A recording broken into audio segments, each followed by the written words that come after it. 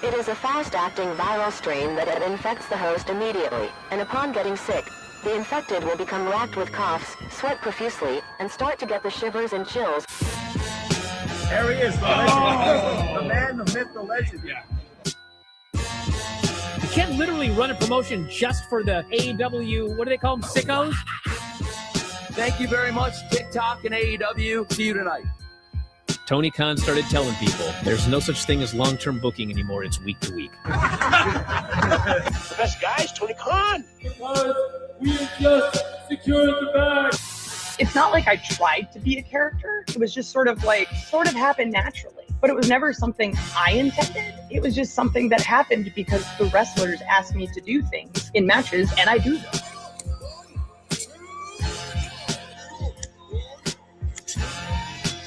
If you run a promotion just for the sickos, you're going to do 400,000 viewers eventually. Effing melts. You know that SmackDown actually went over and everything? Yeah. You know, What's the point? the point is SmackDown. What are you getting at here? That the DVRs didn't pick it up. Did they not pick it up? Mine didn't. Let's get into everybody's favorite moment, and it is called Dave Meltzer's Dumb Moment of the Week. What would you like to listen to in your ears? I'd like to hear the flute. Well, if you'd like to flaunt your flute, then we can find you a flautist. Because we have just secured the bag. It doesn't help me. Okay, so complain, but I will complain. Let me have my misery! And when I heard that, I was like, what? Thank you, fuck you, bye. Boom.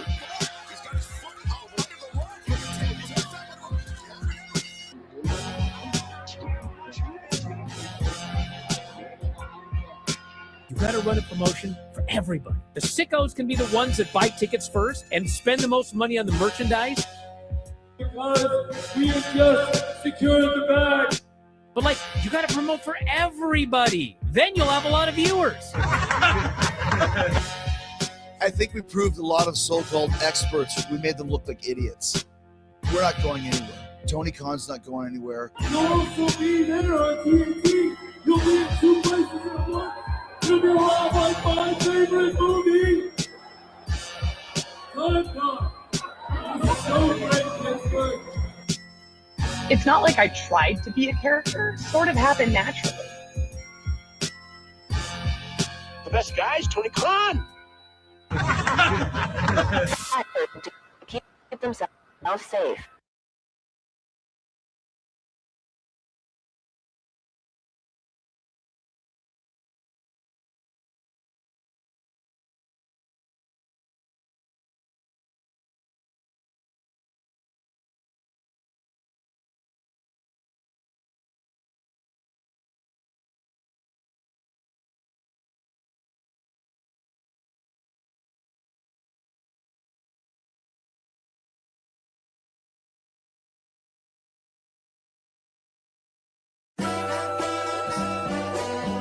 Can you give me a beat?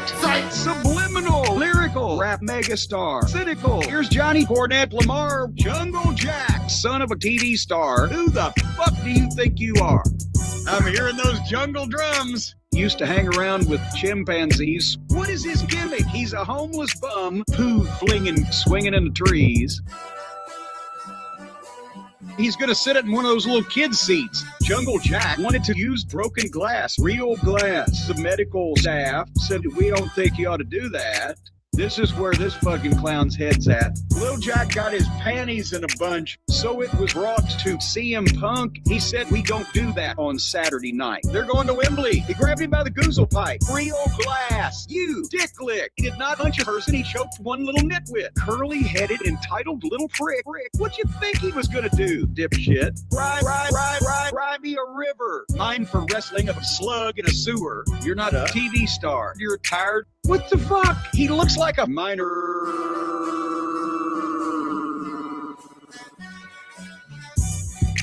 Jungle Boy sucks. Jungle Boy sucks. Jungle Boy sucks. Jungle Boy sucks. Jungle Boy sucks. Jungle Boy sucks. Don't run your fucking yap. Don't fuck around and find out. Jungle Jack, what, you gonna do something about it? Yeah, apparently. Oh my God. He grabbed me. Tony ended up firing his biggest star. Punk should send Jack off a Christmas card. Look in my eyes. What do you see? CM Punk to the WWE. What's Jack Perry gonna fucking do? Tony, fire the fucking little goof. Arrogant knob. Indie nitwit. Here's your contract, Jack. Rip, rip, rip. Tony went, he made me mad. Send him another check, but don't let him come back. Jungle Boy sounds fake and like a dork. Runs and hides because he doesn't like to talk. Homeless Jack living in a box under an overpass on cocaine, shot into space. Jack is slapping himself in the face. He's ready to get butt fucked by Sonato, the Cucamonga Kids, Mr. Okada, and the independent legal team. They get through a bucket of Vaseline. Hey, scapegoat, Danny Goat, Billy Goat, Renee.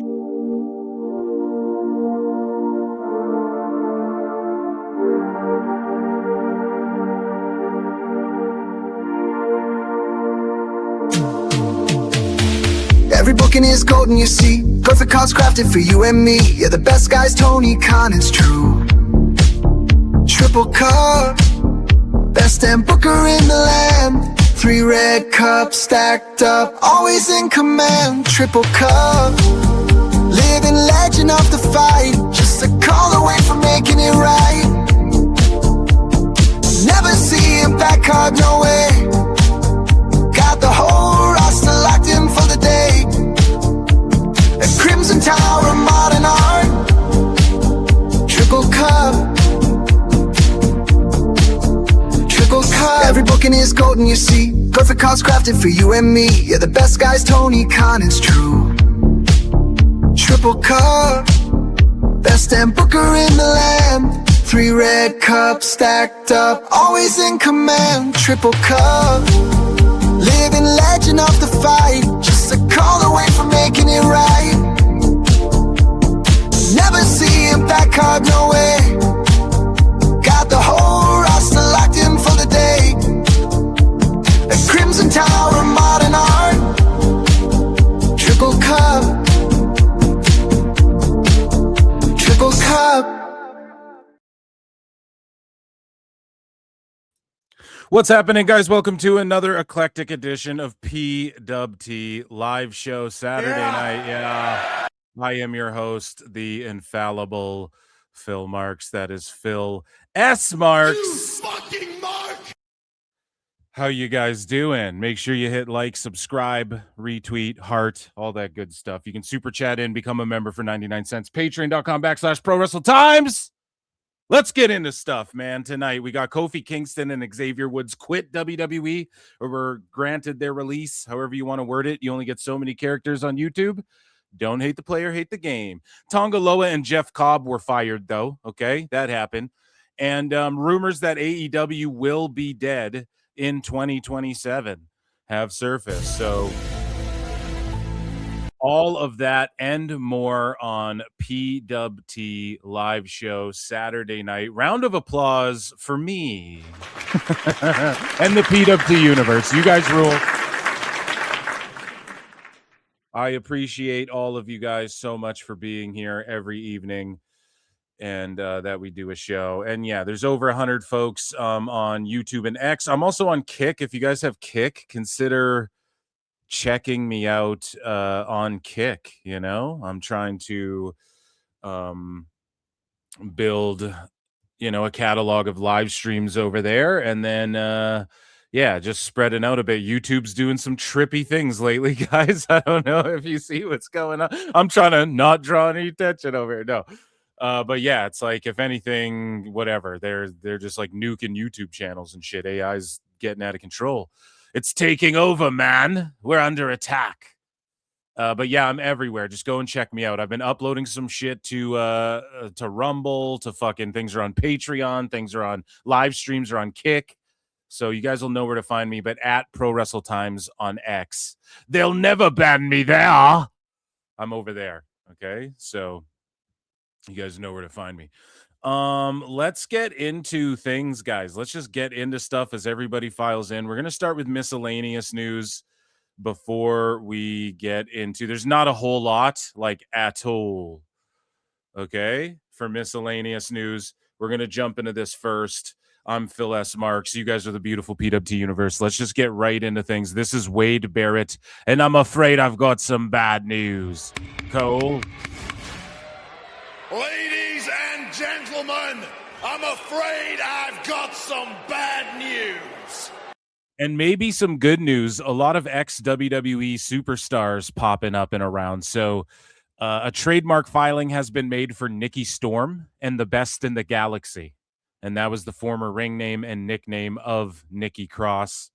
So she's going to go make some indie dates and stuff. People are like, where should Nikki Cross go? TNA or AEW or da-da-da-da? She's just going to fly around and make bags doing indie spots. And I don't really care where she ends up because she's always going to have a job in wrestling. And people will look to hire her as either a coach or a mentor, or as she can produce, or she could come up with ideas or whatever the fuck, right? So shout out Nikki Cross. Lacey Evans announces.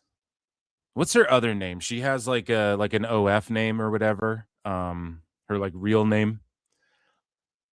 Maybe it's her real name. I don't actually know. It sounds kind of like a wrestler name. Lacey Evans, nonetheless, at Lacey Evans WWE on Instagram, announced her return to pro wrestling. So she says, I will be returning to wrestling. Yes, the sassy Southern Belle is on her way back. As you all know, I just did a signing in Las Vegas during WrestleMania, and it really lit that fire. She also said her 4-year-old daughter inspired the comeback. I stepped out of the wrestling business for my children, and technically I'm stepping back in for my kids. My 4-year-old was just looking around at the signing. She's seen me on TV, and she just wants to see it live. What kind of mama would I be if I didn't show her? Yeah, so she's going to wrestle again. I wonder where, if anywhere, people will hire her for the amount that she would probably demand to go, because she could just take spicy photos, and she owns like a coffee shop and stuff. I'm sure she makes tons of money. So, and I'm sure she did make good money before when she was in WWE. So it's like, where would she show up? In AEW? WWE ain't going to want her back. AEW, I don't know, maybe TNA. I think TNA could be good for her. She could take it to another level there with her whole gimmick and the way they book people and stuff. But is that what they want to do? Or are they just like, no, we're invested in these other people? It all depends. But yeah, I just don't see her hitting a lot of like indie dates.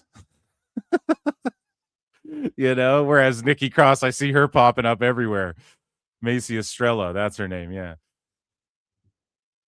So speaking of former WWE superstars or possibly current WWE superstars, current WWE shareholder, TKO shareholders, that's for goddamn sure. Or is he a shareholder or he's just on the board? Either way, he's making money off the shit. Dwayne "The Rock" Johnson was pulled over by police after a Walk of Fame event. Here's TMZ. Oh, you know Rock's just pissed. Or is this like a body cam footage? I was going to say, you know he's just pissed that they have this on camera. You can see first thing he does, he looks at the dude with the camera, and he's just like, oh, fuck.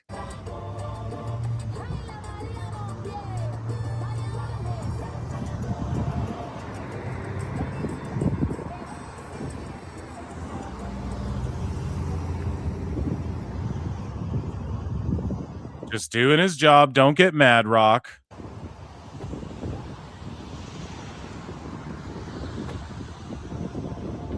No, he doesn't look mad. He's being cool. He's not having a drunken Britney Spears meltdown or whatever.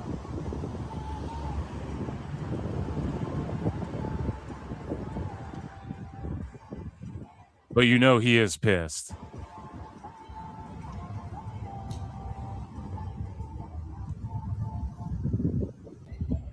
And the cop doesn't give a fuck. And the cop's black, guys, so it's not racist. You guys are... They weren't racially profiling The Rock here, okay?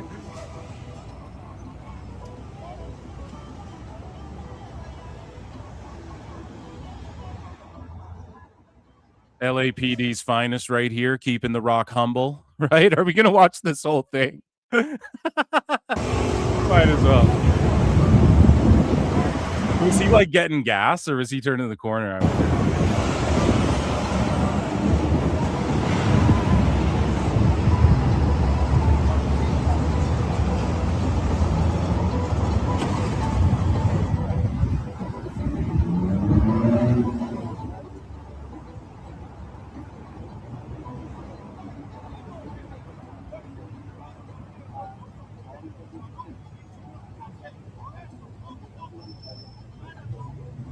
So like it's like I don't know, like if anyone's been pulled over, you know what this is like. So he's just saying a bunch of shit. You ain't trying to hear it, but like he's legally got to say certain things to you, you know? So you're just like, all right, let's fucking go. Thank you. Yeah, thanks for doing your job.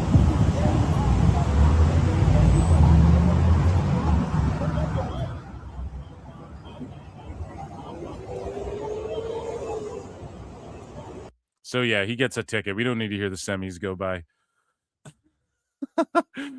I love you, Rock. I'm a big fan. So speaking of ex-WWE, Shane Haste, FKA Shane Thorne, Slapjack in WWE, defeated Yoshiki Inamura to win the GHC Heavyweight Championship at Pro Wrestling Noah Spring Mayhem. Now, Inamura rules. Shane Haste, he was in like TM61 or whatever the fuck it was called, The Mighty Don't Kneel, or The Mighty Don't Fall. What was it? I can't remember. Either way,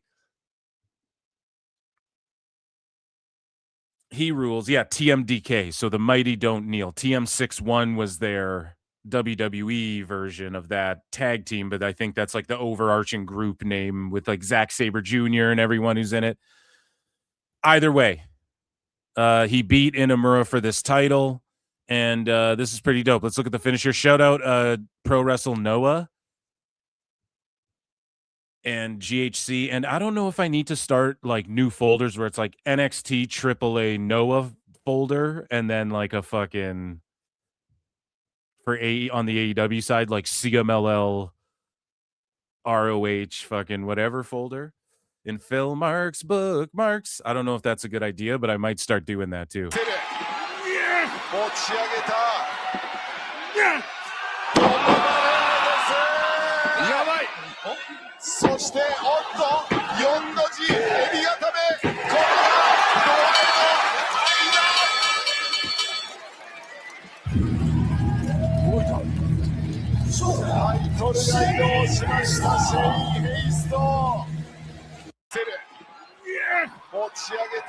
Yeah, he's got a cool finish and shit. He's got size. Pause. So speaking again of old WWE talents who are making waves here, getting a lot of attention, Trevor Murdoch has announced his retirement from pro wrestling on today's episode of NWA Power. And this was their debut on the Comet app or the Comet streamer or whatever the fuck. And so here's what Trevor Murdoch had to say.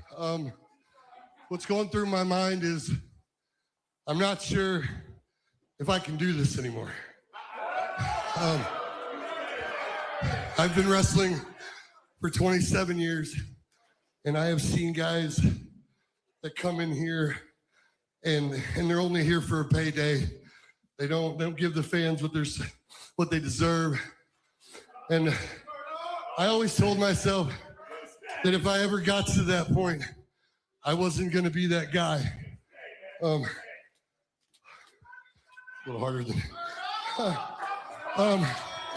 I don't want to embarrass myself. I don't want to embarrass my family. I don't want to embarrass Harley Race. So at this moment, I'm announcing my retirement from pro wrestling. Wow. I want to thank the fans. I want to thank you guys. I'm going to be honest. Maybe it's Mandela effect, but I thought he retired already. Or am I tripping? I thought he retired like not long after that Tim Storm guy or whatever. But either way, shout out Trevor Murdoch. And Giselle Shaw won the NWA Women's Championship on the debut episode of NWA Power on Comet. She's the MLP Women's Champion and the NWA Women's Champion. Let up enough! It's it! That was it! The day no way! New show! We have a new champion! The winner of this match! And new NWA World Women's Television Champion! I don't know. I like that they use the ropes and then they do like the red, white, and blue. That's fine. But I like that they use the ropes kind of like WWE-ish style, not because I want everyone to copy WWE, but it's just that everybody other than WWE uses the cables. So I don't know. To me, it's just cool when you see like, oh shit, here's an indie or here's like a lower fed that actually uses ropes, because it's the more unique thing in a way when you really think about it. So, yeah, so that's pretty I don't know. They're making moves. I bring these clips to the show to go listen. They're trying to do some big shit and shake it up and get headlines on their Comet debut, and I think it worked. Speaking of lines to your head. Speaking of lines, cocaine. That's a gift for his number one fan, Ho-Cane. Bro, I invented Ho-Cane. She's a hoe who loves cocaine. Hello. I hand to God, bro, I'm a Christian. And nice hookup. Perhaps a souvenir for his biggest fan here. Looks like he's gonna blow her a kiss. Is the devil's favorite dealer a man of few words? Is that flirting? And So there you go. There's JCW. Shout out JCW. It looks pretty empty around the top there. Some folks are saying that this show's fallen off a little bit because of Vince Russo, Barreau possibly. And we'll see. That, ladies and gentlemen, was miscellaneous news. Hey. Ladies and gentlemen, I'm afraid I've got some bad news. I don't know. It's just not for me. Like, not like I laugh at like those clips, but it's not like some shit I could watch. Like, I'm watching every week going, this is seriously good. You know, not to be a hater on JCW, but it's kind of funny to just like watch it and laugh at it because it's shitty. I get it. There's an element to that, but it's just too much of that. The clips are funny. It's like the mystery wrestling clips. They had I think that's Evil Uno's fed. And they did a clip, or they did a match, but they posted a clip rather that I saw of what was his name? It was like Kevin Nash, like Sasquatch. It was like Kevin Nash, but a Sasquatch, and he blew his quad or whatever.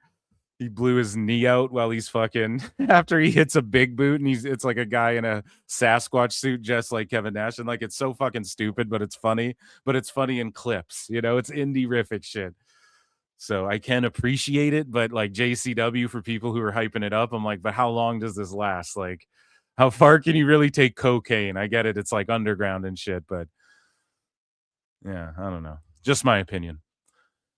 So let me flip over here to TNA news. There's like two things in TNA news, nothing crazy. So let's just do this quick here.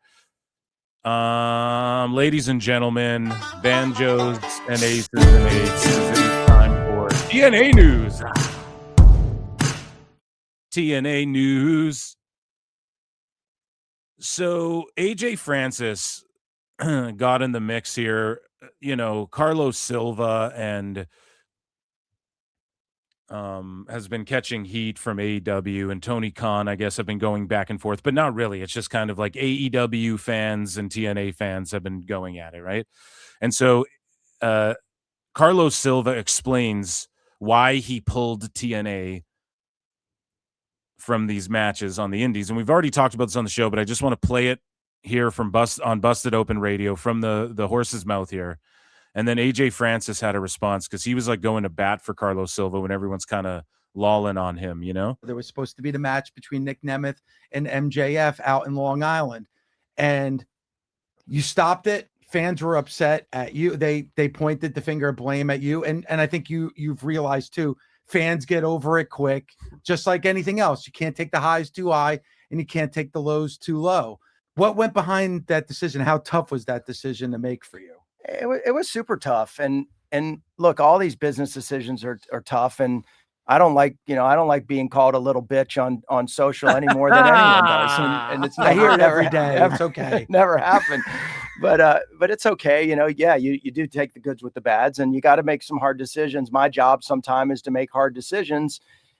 And for the fans and for all of you and for, you know, Mike. And you guys see Ospreay too? He's like, it's cowardly, bruv, to pull these matches. Like, calling people cowards.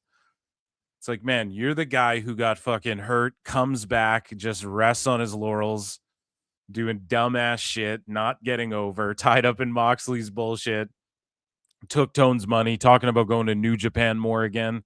Like everybody does. Even the Bucks did that. Oh, we're just going to dip out to Japan for a while. It's like, holy man. Hasn't drawn anything. What has Ospreay drawn for AEW? Our locker room, we're going to make decisions that are good for TNA, and we got to protect TNA as Kevin Plank and Under Armour used to say, you got to protect this house. And it's a real slogan. And we've had some other folks come at us, and they've moved into, our nights. They've made some decisions. They've tried to block us in arenas and so that's the part no one's talking about. Whoa, Silva just revealed that AEW's tried to block us in our other arenas, dude. No one's talking about that. They're just like, Carlos Silva's a bitch. And even I said too, like, listen, you can't be mad that they're doing collisions on Thursdays. That was the whole, like, you guys are going to stand your ground and they are going to do collisions from time to time on Thursdays. Like, he had to know that was going to continue. They would have just backed down from TNA. So no, that's an L you can give him. But how about the revelation that they're blocking TNA from certain venues? Nobody's talked about that. Nobody's talking about that. Dave isn't melting down about that. Dummy, yeah. None of these dirtbags and lily pickers give a fuck about that. And that stuff's real and it's out there and it's okay because everyone's got to make the decisions for their business. But we're also just not going to lie down and not make decisions that are good for our business. And unfortunately, sometimes those decisions are tough. And we're very thoughtful about them, and we try to do the best to make good when we have to make those decisions. And in the case of Nick and Leon and a few of the matches that had to get shut down, we tried to make good and make calls and take care of the business as best we could. Was it your decision to be made? Was it like it was? Yeah, it was my decision. Yeah, I take full ownership. Look, I've got a great. Yeah, like Tone's pulled people off of shows. Who gives a fuck? That's what you do when you are running a business and you're trying to keep your guys over in your business. So I get it. Everybody wants to be like, oh, we should all come together. We are family. All my brothers, sisters, and me on the indies, right? They all want to fucking sing Kumbaya on the indies and help each other and scratch. I get that. But then there's no difference between like making it to the majors, quote unquote. There's a step above, and you need to position yourself that way. TNA lets people work all over the place. It's just considering who their partners are. They can't really fuck with AEW, and that's fine because AEW's done things like realize GCW is going to outdraw Dynamite in the same building with Matt Cardona, so they swipe Starks because he isn't going to resign, and then they send in Jericho, and then they take Cardona and have a main event their fucking Dynamite. That's right before the GCW show that's there. You know what I mean? And that's kind of slimy too, but nobody really goes at. Well, people do go at Tone about that, I guess. Yeah, I don't really A-log Carlos Silva the way I hate on Tone. But either way, though, AJ Francis, fair enough. That's a point for Tone. People do go at him constantly. But AJ Francis said, just to be clear, Carlos Silva don't got to explain himself to any fucking buddy. Yeah, so this, like, I agree with Top Dollar here. But he did it anyway, so shout him out. And then this guy here at Nobody Ultima says, do you think he was wrong for pulling the match, though? Be honest. And then AJ Francis says, no, because nobody had a problem with AEW not allowing Powerhouse Hobbs to lose to me. Oh, shit. See, here's new news that nobody knew about. So AEW didn't allow Powerhouse Hobbs to lose to AJ Francis at Fourth Rope, even though the next night in the same building, I was in a sold-out main event with Nick Nemeth for the TNA World title. Cut that victim bullshit out. Every company protects interests. So Top Dollar revealing as well. So two revelations here. Carlos Silva claims that AEW's blocked them, TNA, from certain arenas and buildings. And Francis is saying that Powerhouse Hobbs wasn't allowed to lose to AJ Francis at Fourth Rope. So where's the meltdowns from fucking Brian Alvarez? Where's Dave Meltzer? superstar, babyface, the former heel thing. So where's the fucking Fightful articles? Where's any of that shit? We move along here. Speaking of where are you, Dexter Lumis has popped up, the first of the Wyatt Six, to make it clear like what they're doing and where they're going. And there is rumors floating around. Like I literally saw a headline where it's like, people in AEW expect the Wyatt Six to go to TNA after leaving WWE. And it's just like, are you fucking, what are we talking about? Let's talk about it. The fuck are we talking about, guys? So whatever. Loomis shows up with Indy Hartwell, as it should be, and she cuts his hair, and I can only assume they're going to go continue what they were doing in TNA. And that's just the right move. Like Loomis, Shaw, Samuel Shaw, I think, right? Sam Shaw or whatever. He has some unfinished business, I'm sure, in TNA from his last run. And that's really where Dexter Lumis is just that same gimmick, And then he did the Wyatt Six stuff.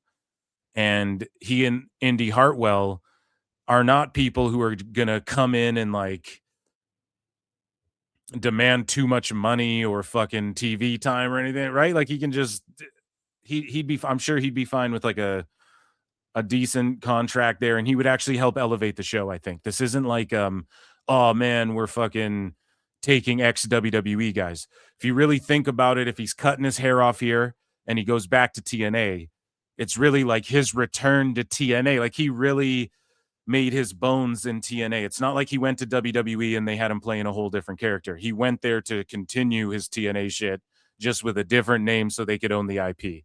So really, this would be a W. I'm like, for sure, bring him in. I don't know about bring Gacy in and Bo Dallas and shit. I don't know about all that.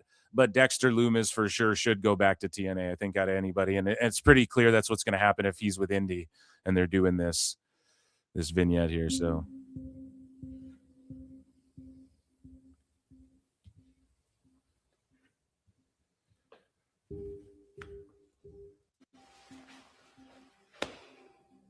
it's time. They're talking about you, boy. It's hard to explain. It's hard to explain what you. yeah, I just hope they stay together in TNA, and then they could even do like if they do wrestle some indies, because I think Indy Hartwell went to HOG and whatnot. They could even take that act kind of on the indies, and there's matches there for them. And imagine like Black and Vega are out there, Cross and Scarlet are out there. In TNA, you have Ali and Steels are there. You can mix and match some shit. You have that Elegance dude with like Ash or Heather or M, and you could get some matches out of that. So definitely, I'm digging that. I'm feeling Lumis like more than I was in WWE. I mean, I like the Wyatt Six, but you guys know how I feel. Like I just feel like it got kind of played out, and I wasn't too terribly shocked. Like I don't think it's an L that they let the Wyatt Six go. I think it's an L that maybe they let Bo Dallas go, though. Out of all the guys, I think they should have kept Uncle Howdy. But that was TNA news, guys.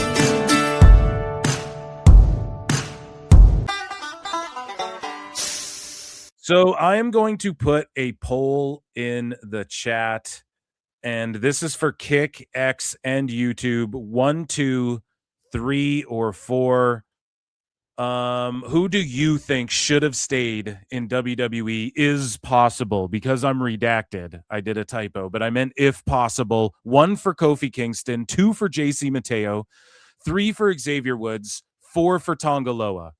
Okay, so that's 1 for Kofi, 2 for JC, 3 for Xavier, 4 for Tonga Loa. And vote wherever you guys are. YouTube, X, Kick, wherever the fuck. Just put a 1, 2, 3, or 4 in the chat. Let me know, who do you think should have stayed in WWE? Is possible, because anything is possible. God damn, I'm such a stupid idiot. I fucked up. Idiot. because we're going to talk a bit about that as we get into WWF news and as we get into some AEW news as well.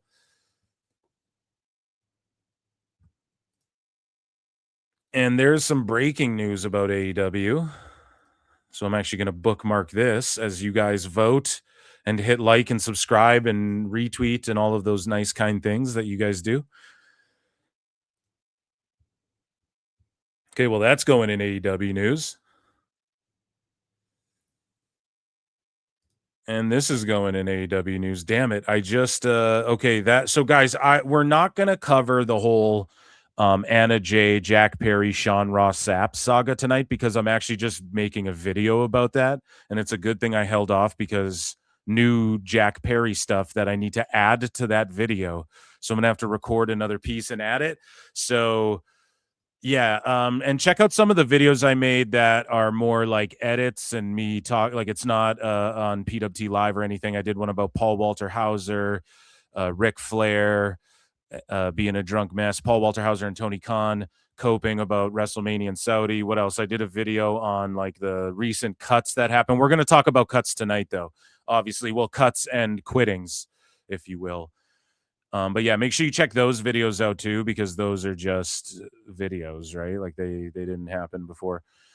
Yeah, so that's quite interesting. So let's get into okay, I see the votes. I'm gonna let you guys vote till we get to WWE news. I might save it till last. You guys want to talk about AEW first? Like there's a lot of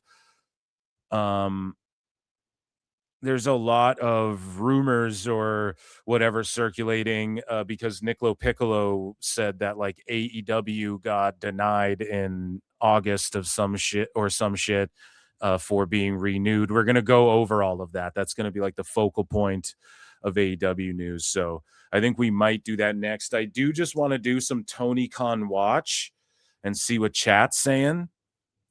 It's great.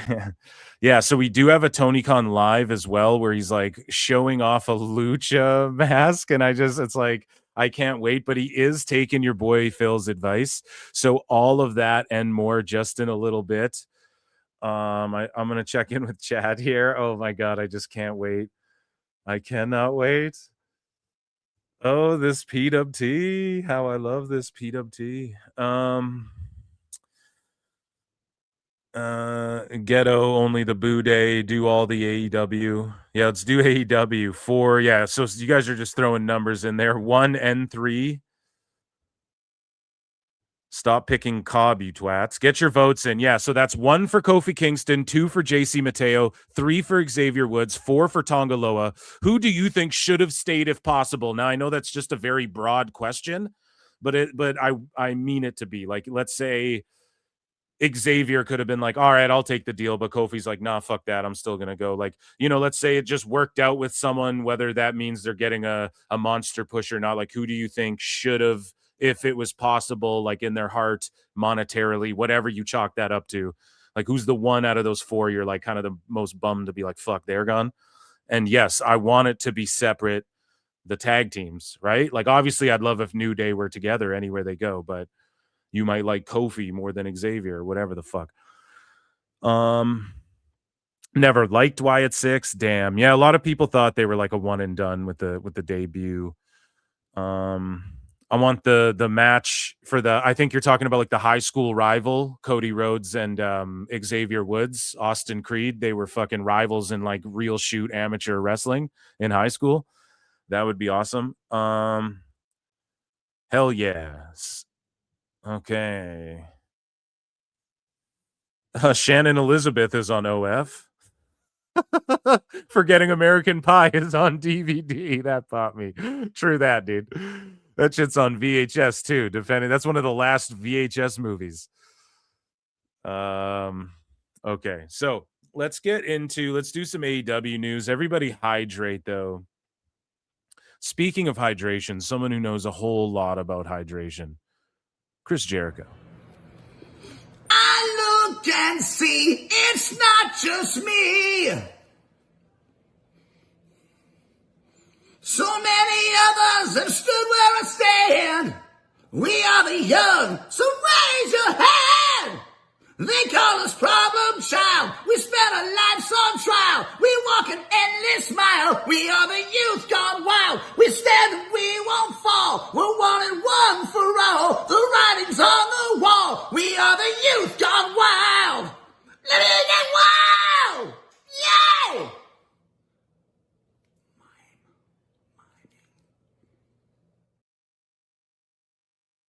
Oh, yeah. So I hope everybody's nice and wet right now, nice and juicy. Let's get into this AEW news. And we'll do it this way today. We're gonna, yeah, okay. Everybody, you know what time it is. You better already be typing Ichi Nissan Da in the chat. Ichi Nissan Da.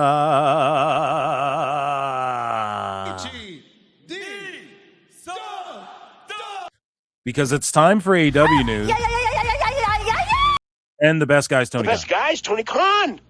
So we're going to kind of start with the best guys tone today, okay? Typically, I like to end. It's the cherry on top of the shit Sunday that is AEW news a lot of the time. This is courtesy of the Drainmaker Wrestling Observer newsletter. Tony Khan negotiated with Zelina Vega when she was let go the last time by WWE, but she pretty much ghosted him and signed back. He got ghosted. It's great. So she ghosted his ass. And that was the story back then as well. If you guys remember, she got released. She said some shit on her Twitch about union or something like that. She got released, or not union, actually. It was because they told all the wrestlers they had to shut their Twitches down and shit, right? And so she was like, fuck that, which is the right move because she did get her job back. But then she got released this time. And basically it's out there because of the Observer that Tone is interested in her. However, she did ghost him. So maybe that left a sour taste in his mouth. I'm not sure. Black and Vega in AEW just would be what it was last time. I mean, he would just not get used that much. They'd want him to lose to a bunch of guys to like teach him a lesson, even though it's like bad WWE when they do shit like that. But Tone would do the same fucking thing in a heartbeat. And also, what would they do? Just like House of Black, but with Zelina? Like, that's all. Blah, blah. I don't need to see that. I'd rather see them like tear it up in MLW, start a program with them against Cross and Scarlet, or you do a thing where they team up with Cross and Scarlet. Now, hear me out. You have Black and fucking Cross on the indies or like MLW fighting the skyscrapers and shit. I don't know where they go around, just the indies, all the shit. And then you have Zelina and Scarlet teaming up. And I know neither of them are like the craziest, best in the fucking ring, right? But you have them team up and then take out, or there's some female tag team titles around there, or not. You don't even need to like collect gold, but just like win one and go, or just like dominate whatever chicks are in whatever fed. And then they turn on each other. And I don't know if you can flesh this story out on the indies, like who has the money to shill this out. But if there's any indies out there, Freddie Prinze Jr., Paul Walter Hauser, you're always talking shit. Any of you guys with the big bucks, you hear me, do this, okay? Do a story there. I bet those guys could all tell a really good story or just something, you know? I just think going to AEW is like, blah, you know? It's just going to be House of Black with them, or it's going to be like he fights House of Black with her. It's going, you know, like what are they going to do? He's not going to start booking her over like fucking Jamie Hayter or Megan Bain or like Chris Statlander or fucking. So what's the point, right? Because in WWE, people were like, Zelina needs a mid-card title or a world title again. So in AEW, do you think Tone's going to give her the TBS title? Like, he would never do that. And then all those same people won't even say that same shit is the problem. So why would they go there? Just a bunch of money to chill at home. If that's what they want, then do that. That's like the best, you know, go and do that. But if you're like looking for a creative outlet, and if the rumors are true that Black was like complaining about, oh, well, fuck, whatever the fuck, I don't know. There's just rumors that he was saying shit. And that may relate to why he was just out of nowhere taken out of, because he was seemingly supposed to get involved somehow in that Randy Orton, Cody Rhodes, like the whole lead up to WrestleMania. He was in the background of all that shit. Then they just go, oh, you're cut. So it's just like the day of, they put him on the cut list, the day of the cuts, maybe. But I also just don't believe that entirely. I think that there could be something else there. And I'm not saying like he was talking shit or whatever, but that there's just rumors that he was complaining about is creative or whatever. So let's say it's a creative endeavor you guys are after. I don't think AEW is the right place to go. You'll get stuck with Leo Rush as like your pet. Right? He'll be like your pet or something.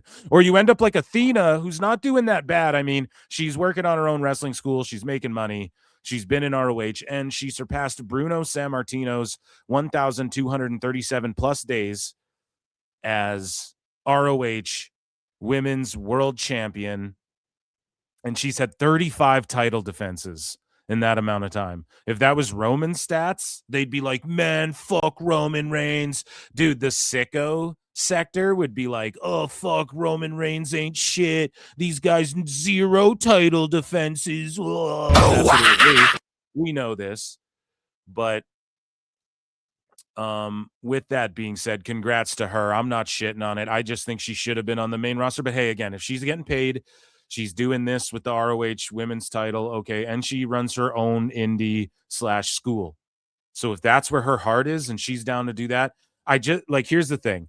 When you hear like Rusev ain't doing shit, and you're like, man, that guy could be like a top heater fucking, he could be like a top heater, like a top fucking heel character,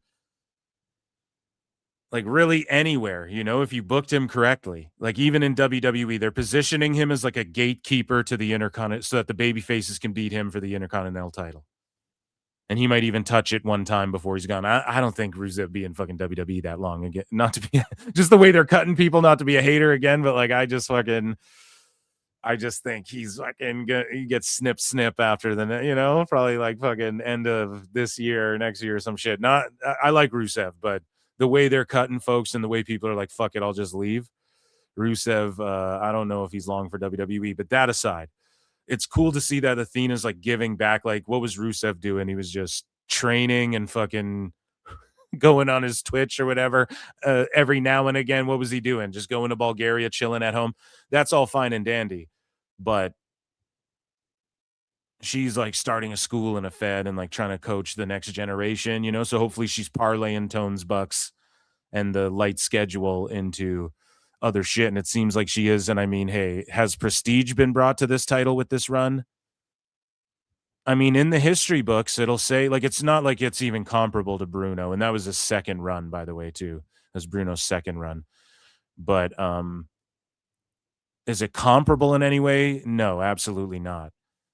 Just based off sheer number of defenses. If you want to play like the kayfabe is real life, it's still real to me, damn it, game. Or if you just want to play like who drew and shit, you know, like who's the business based around, it's fucking him. Like if she disappeared from ROH, it wouldn't affect ROH at all, you know, and that's not a knock on her. And yeah, it would have been cool if Tony, like, if this reign really meant something and ROH was like about to lock down a fucking streaming deal and they were about to, and they had this fucking someone go into ROH or some new young signee that they just signed and everyone's like, oh my God, is she here to stop the reign of Athena? And people gave a shit. It would really be cool if people gave a shit. And that's on Tone again, right? So we're kicking Tone. I have been defending Tone a bit, but we're kicking him around a little bit, unfortunately. So in sad news here, and this is from People Magazine or People Twitter, professional wrestler Tanae Brooks, Rebel, 47, breaks down in tears revealing ALS diagnosis. And she says that she prays for a peaceful death, and she conquered lung cancer, and then she garnered this ALS diagnosis in which, you know, it's just a heartbreaking video. Prayers and good energies, PWT Universe, hands in the sky, spirit bomb style, and jazz fingers for all your good energies to Rebel and her loved ones. And it won't be immediate or anything, but it's just a life of, if you know anything about ALS, you know, it's like a slow deterioration. And yeah, it's just unfortunate.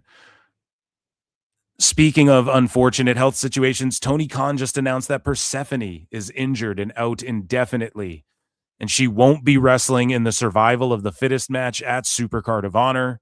Instead, Zeta Steele will wrestle Hyan to determine her replacement for the ROH pay-per-view. So Super Card of Honor, they have this match set up, and again, I didn't even really know that this was coming. These graphics are cool. May 15th. Yeah, so this is coming up. And so Hyan's stepping in because her tag partner, Maya World, was in. And you have Starks in there, Athena, Trish Adora, Yuka Sakazaki, and then Persephone's hurt. And they just, I think, are getting her from CMLL, or she dual contract, I forget. But again, dude, she's fucking hurt. Lots of injuries. Speaking of luchas and luchadoras, and speaking of listening to PWT, look at this, guys. So we felt Tone here like pretty much every week whenever he drops a live. And I've said this a million times. He needs to cut these videos down to like 1 minute, even if he spams the timeline and goes, hey, here's this match. This match is awesome. And then after that match, there's this match. Check out Dynamite. And then he does another minute video where he's like, and then also in the undercard, we got a tag title match and the blah, blah, blah, blah. Like that's all good, right? But he does this thing where he just rambles on belligerently for 7 straight minutes, 12 straight minutes, 4, 5, 6, 7 straight minutes. And nobody knows what the fuck he's saying because he's just babbling about last week and next week and what's on other shows and how great these fucking wrestlers are that he likes. And that's well and dandy, but this is a 1 minute, under 1 minute video of him marking out about a luchador mask. Okay. I mean, this is just incredible. Okay. We need a Conan. We need an Orale mi raza on the soundboard, dude, when we're marking out about lucha. But he just does a 1 minute video. And why? Because he's really excited about this. He's not genuinely excited about these fucking cards he throws together last minute, comes up with, oh, and Will Ospreay demands a match. And then he fucking phones Dave quick, rolls out of bed, phones Dave. Meltzer runs the card by him, then like records and drops the live promoting the fucking match card from the hotel room. He's not passionate about that, dude. Look how excited he is. He just talks about it in 1 minute, really quick. Just fucking boom, boom, boom. Check out this sick mask. He should be doing this for the matches, for fuck's sakes. So here's Tony Khan. He went live. Let's check it out. And again, he always has like a school project. He's always in a school or like showing off one of his art projects. This is a piece I grew up with. Here's a mask. I paper mache'd this. We did origami style folds on the lucha mask. It's very culturally representative of many cultures. It's great. It's like a buffet of cultures on a lucha mask. Kind of like AEW wrestling. Here, let's watch this. Hey, we are live here. And just to reiterate, coming out of my last live stream, of course, here representing AEW and CMLL, to reiterate, Persephone, the CMLL Women's Champion, injured last week by the mist of Julia Hart. The mist took her soul from her body and trapped it in this mask. Now, Nacho Libre has to take on Mucha Lucha. At Forbidden Door, we're crossing over into the animated world. Mucha Lucha versus what's his name? El Clone. Winner frees Persephone's soul. Will not be able to participate. That's like a shoot Lucha Underground angle that they would do. Participate at the Survival of the Fittest or in upcoming bookings in AEW and CMLL. So this will be addressed in Ring of Honor. And ladies and gentlemen, I just wanted to say, minutes ahead of AEW Collision, this is going to be a great show. Okay, hold on. Whoa. Hold on, wait. So he popped in to go, hey, Persephone's hurt. So I'm going to deliver this news holding a random lucha mask art project. I was gifted this by El Santo's niece. Well, she said she was El Santo's niece. I don't know. I was on vacation. And she just like kind of made me buy. She traded my Rolex for this. It's okay, though. I have a collection. It's great. I swear it's authentic. Okay, so he's like, Persephone's a luchadora. Persephone's from Mexico, right? Is she? I actually don't know, but she's Mexican. Let me get a fucking lucha mask and just hold it while I say she's hurt and can't take bookings in AEW or CMLL. Bro, this guy's so unserious. Oh my God, this is actually nutty.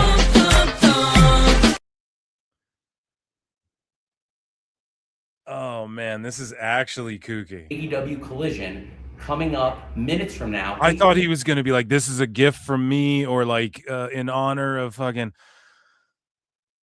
Oh my God, it's literally just, well, I'm talking about a luchadora, so I'll get a luchador mask and I'll just hold it while I say AEW won't be here.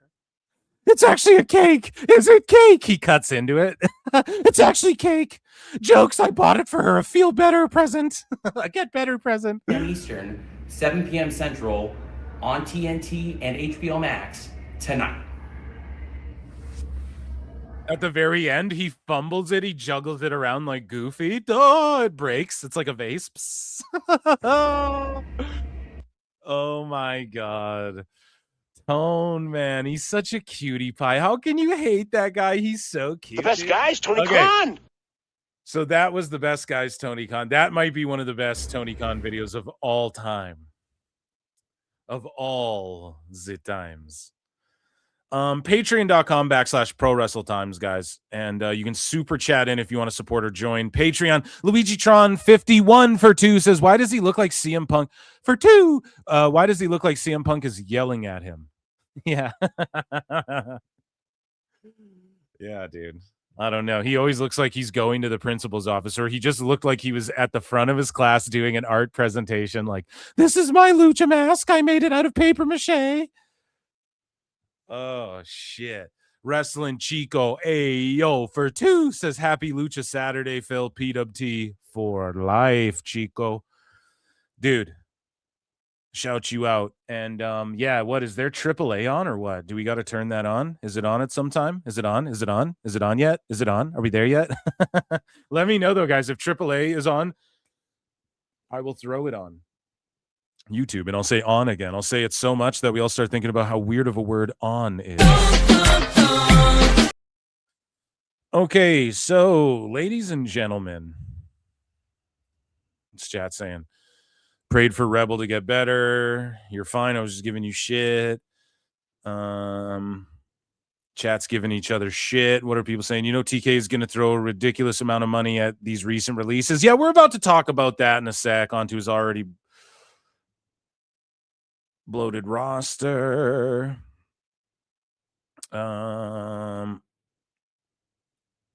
He brought it from Meltzer. Yeah, it was a gift for his B-Day.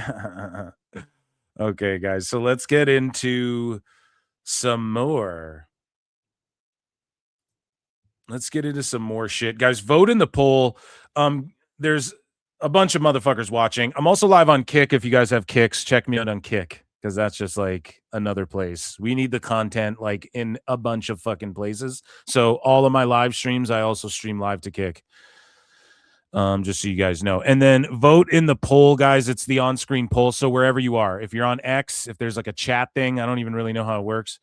But on YouTube, wherever you are, 1 for Kofi Kingston, 2 for Jeff Cobb, 3 for Xavier Woods, 4 for Tonga Loa. Who do you think should have stayed in WWE if possible, okay? So just if it could have worked out for any reason, the one person you think should have stayed. 1, 2, 3, or 4. So let's get into this here. I'm gonna drink some water. I like how Kevin Nealon's been tweeting about like WWE and Danhausen and fucking AEW even. Like he's a wrestling guy. You got to love that. If you guys don't know Kevin Nealon, he's the guy. I don't know. You all know who Kevin Nealon is, right? You guys have to know who he is. I don't know. Maybe you don't. So we move along here. And let's get into this more serious AEW. The best guys, Tony Khan. Because LoPiccolo tweeted this out. And he says here, what's with this picture? He goes, to every journalist and every podcast who interviews Tony Khan from this day forward, please ask Tony if WBD told him back in August they would not be renewing AEW. So this is fucking insane. He's claiming that back in August, WBD told Tone already that they would not be renewing AEW. Now, here's the thing. I've talked to Nick LoPiccolo about AEW and shit. He's like truly not a fucking hater on... like maybe now he is a little bit, okay, but before he was always very like even-keeled and very optimistic about AEW and shit like that. Truly. So if he's saying this and he's about to double, triple, quadruple down, we have a few things to go through here, then I just don't think he'd say this unless he heard some shit. Now, here's the thing. Perhaps Tone is like really making a play. And maybe that's why Darby got the title, because Tone promised he'd put the title on him at some point, and he just knows that he's headed to fucking YouTube. I think Nick even claims that Tony Khan was saying, like, he's told people that his game plan is YouTube and my AEW, which is so funny because that is what I've been saying. Like, does he just do YouTube and my AEW? He could do that. That I've even said this. That is what he should do if his YouTube was popping. If his YouTube, if he actually had like a digital print, if he fucking like, if he didn't just stop doing the YouTube show, he could establish like a weekly YouTube show and then try and use that to promote your fucking come to my AEW if you want like the actual show. And then they could maybe do a little deal with a streamer over here. But now he's just resting on like a dead YouTube platform that's really like his YouTube just ain't fucking. I'm talking about Tony Khan here. Like AEW's YouTube just ain't. It doesn't, I don't know, man. Like it just doesn't get the fucking numbers. It gets trumped by like if fucking Giovanni Vinci does an interview on Chris Van Vliet, it gets more views than like most AEW shit. So if they had have focused on like, we're going to do one big event a year on YouTube and shit like that, where like it's like a PLE, but you can only watch it on YouTube or whatever the fuck, and then like HBO Max can get the replay of it after on their streamer. But if they like looked at the streaming digital age and went, we're just going to dive, we're going to be the ones to be like ahead of the curve on all of this shit. But Tone just really wanted to keep doing pay-per-view and TV for some reason. And we know how much it means to him. And that's why everybody's going to twist this dagger when this shit all falls apart here on him. Right. And so it's just funny how this is sort of playing out where I was like, dude, what's going to happen? You're going to end up on YouTube and my AEW. And I don't know. I just, oh my God, it's the greatest thing I've ever seen. It's just nutty. That was like the worst case scenario, you know? Or it would have been best case if he wasn't so adamant on like pay-per-view / fucking Invisible Max numbers / fucking we need to be on TNT and TBS and all of these things. Anyways, so he goes, WBD told him in August, I confirmed it directly and triple sourced it. Oh yeah, and I want to note this. So this is current WBD. Now when Paramount absorbs it, are they going to then go, nope, we're going to keep WBD. So that's, AEW. So that's essentially what Tone's got to bank on now. That's what he needs to bank on now. The problem is the people at Paramount, again, we've covered this ad nauseum. Tone has just talked shit about people who are friends with people over there, whatever. There's a whole chain of command. And none of these people, they fuck with WWE. They fuck with TKO. They not only fuck with them, they advise each other. They're fucking, you know, they have relationships. They probably send each other Christmas cards, go to each other's bat mitzvahs and birthdays and fucking Halloween parties and weddings and shit. These guys are all friends. They sit at the front rows of UFCs together. They call each other, right? It's just such a fumble to have like been shitty towards these people. And then now the merger is like Paramount's going to own a chunk of it. Now, who knows what they do with the chunk that they own of AEW? a small chunk of it, right? Do they just sell it? Do they just, I don't know what you do. I'm not like a fucking high caliber billionaire business David Zaslav guy. You'd have to ask someone who does that shit, right? But as far as like putting them on TV or keeping them on TNT or whatever, like, no, they're not going to be in the AEW business. And if you guys believe everything that's true, let's say AEW just is the victims and WWE is just stepping on their neck and being petty and taking shots, and they took shots first and they are just trying to kill their competition. Okay, then it's doubly done. So even if its best case scenario is Tony's the one who talks shit, he learned and WWE doesn't really care, and they sort of slough them off now. Like, if you want to believe that side of the aisle, okay, then that still sucks for Tone. He's going to end up on YouTube and shit. You know? So all Tone can pray for is that Paramount changes what WBD was already like, we're not going to renew them for 28. So they'll be on TV through 27, but in 28, there was like a year option. They're not going to pick it up. They already told Tone this. This is why he's been reactionary with the ROH stuff, with the rolling out the AEW, with the fucking being nice to journalists and trying to just talk to Coach and Bro and I'll deal with the criticism, and I have turned a new leaf on life, and I'm fucking gonna do interviews and not be salty and bitter towards people, etc., right? So this timeline, I think, would line up with what Nick's saying. And then for him to go, I directly confirmed it and triple sourced it. I mean, guys, this is someone like putting his reputation on the line with this. You guys understand who he fucking represents in the goddamn pro wrestling biz? Okay? This is like really sticking his neck out saying some shit like this if it doesn't come to fruition. Now, I am throwing out the possibility, though, that Paramount, is it possible that Paramount is like, oh no, well, WBD decided that they weren't going to renew before we acquired them. We actually are going to renew. I mean, there's a 0.0000001% chance. I'm sure, like, never say never ever, I guess, right? But is that likely? No. But if what Nick is saying is true, then that's all AEW can hope for at this point. It's not like they're going to go back on that. They're going to be like, well, we're invested in WWE. And the other thing people need to understand is, like, and you guys got to watch this documentary. It just came out. It's made by Napoleon Blown Apart. Okay. It's a fucking incredible documentary. And maybe I'll jump on and we'll just watch the last like 15 minutes where he talks about WWE and TKO, because his whole latest documentary, I'm going to pull his YouTube channel up and I want you guys to all fucking check this out. He made a documentary about Dana White, Zuffa boxing, power slap, and it's called Power Slop. You Don't Hate Zuffa Boxing Enough. And Napoleon Blown Apart makes the fucking best documentaries, okay, about fighting, the lineal heavyweight title. Pro wrestling crosses over a couple times naturally.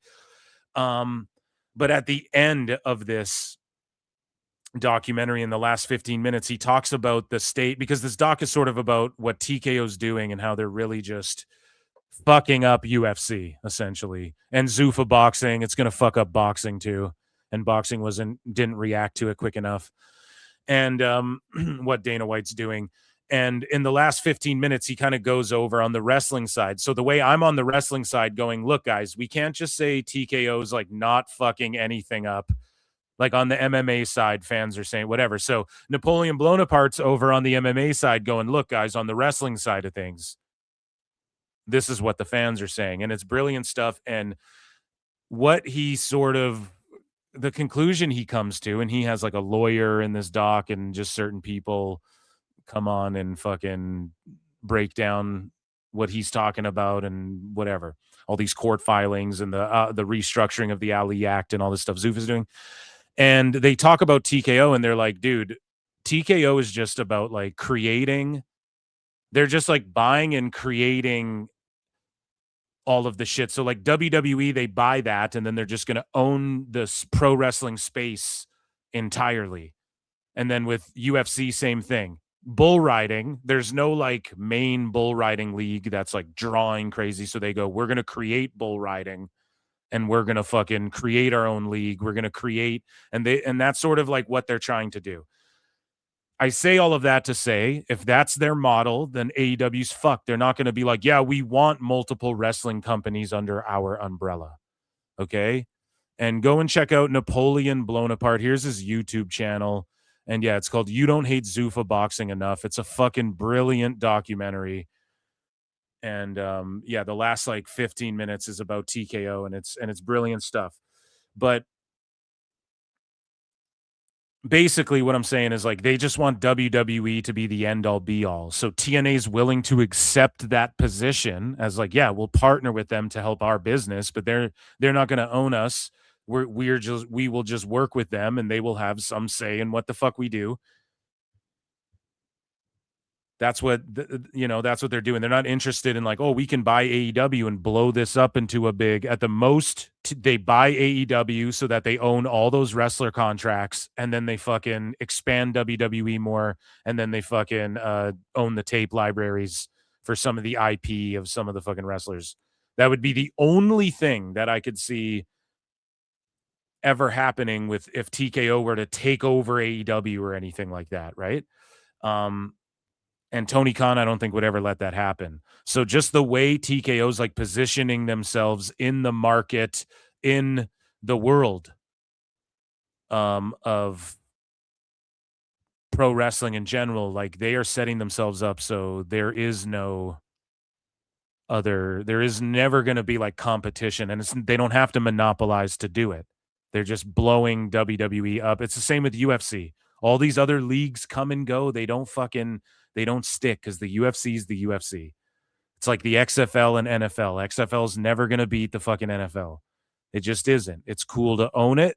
It's cool if maybe, you can sell it to some fucking rich guy after you build it up a little bit or something. Like, yeah, maybe it's cool to give some athletes a minor league to go to. NFL and XFL could even team up in some way. It's never going to beat the NFL. It's just not going to happen. And it sucks, but it is what it is. So anyways, back to LoPiccolo's tweet. Please ask why Tony has been acting like nothing is wrong for the last 8 months. And then please ask Tony what his actual distribution plan is, because the only distributor left that will take AEW is Google YouTube. The My AEW app is not realistic. Exactly. And it could have been realistic if they had a very strong YouTube presence. Like they just tripled down on like, we're going to be on Twitch, YouTube, Kick. Like you go to all the fucking streamers, man. You go to you just make your internet thumbprint as big as you fucking can with AEW. And then that whole time you were promoting My AEW, or when My AEW sort of became a thing and it was ready to roll out, you're just promoting the fuck out of it, trying to get everybody on there. And if you're in America, yeah, there's no sign up yet. You can pre-sign or whatever the fuck. Maybe. And maybe that's stupid too, but it's just like they just didn't spend any time. This is all last second. All of a sudden, Tone's just like, well, here's My AEW. And now we're going to try with Ring of Honor.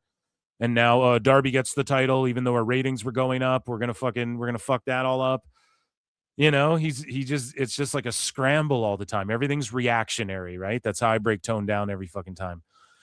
And so he says the My AEW app is a death sentence in 26 if YouTube doesn't make a major deal, an MG deal, for AEW. They started building it too late, and there's no realistic way to scale it. Also, who's going to sell ads for the platform? And that's just it. Fucking Tone's got to go out there. And I said this a while back on the show. Tone's going to have to go out there and like sell the ads. The luxury of like Warner Bros being like, here, promote our big ass movie. We'll let you cross over with David Cornsweat for fucking Superman. We have the Minecraft movie. You guys are going to promote it. We'll do a little cross promotion.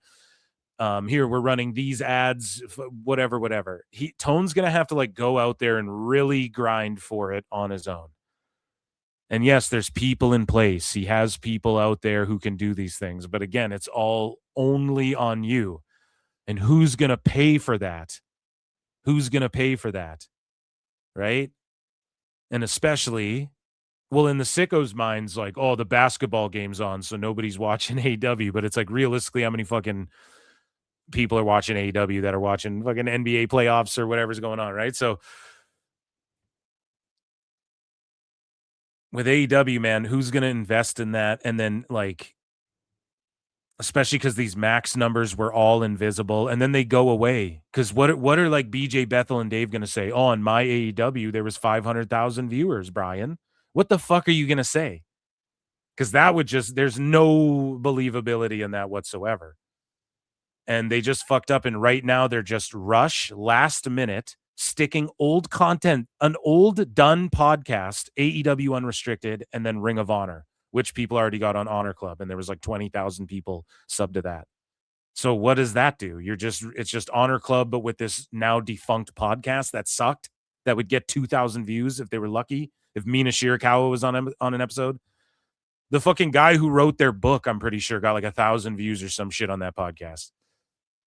It's just crazy, man. It's crazy. So, and again, Nick LoPiccolo is challenging the people, like the podcasters and the fucking John Albas and shit, who just do these fluff interviews. And I quote tweeted this, and I was like, nobody's going to ask him this shit because they all want fucking jobs, dude. They all want jobs, and they all want access to fucking interviews with Tone. Okay? And hey, would I do an interview with Tone? Yeah, that'd be awesome. That would do fucking numbers. Would he ever do it, though? No. Am I sad? Am I going to cope that he would never do it? Or am I going to kiss bum so he would do it one day? Fuck no. That's dumb, okay? People don't respect people who do shit like that. But anyways, he says, who's going to sell ads on the platform? Exactly. Like, is Burger King going to come and be like, ugh? So, again, just to like Dave Meltzer and all these people out there, just be objective. Let's say this is the outcome. It's YouTube and maybe Amazon Prime and then my AEW. What happens with the ads and shit? Like, who's going to, like, objectively, that's a step backwards, no? Like, we all have to admit that shit. So it's just going to be funny to see how people spin this if this happens. And I'm not sitting here like, yeah, die AEW. And it won't die. Tone will keep it alive. It was born to be alive. Born to be alive. But it's going to be a sad day. It's going to be a sad, sad day when that happens. Well, a lot of people will rejoice. But again, though, the conversation of TNA versus AEW won't go away. And it's already steering in that direction anyways. So Kisway is not the best. They built the My AEW app. They are new to the game. Hold Tony's feet to the fire. Paramount is not real for AEW. WBD passed back in August. CW Roku is now off the table. Yeah, those are donezo. Amazon and Fox do not want AEW. Now, here's the thing. Does Fox pick it up? Well, they would have done it by now.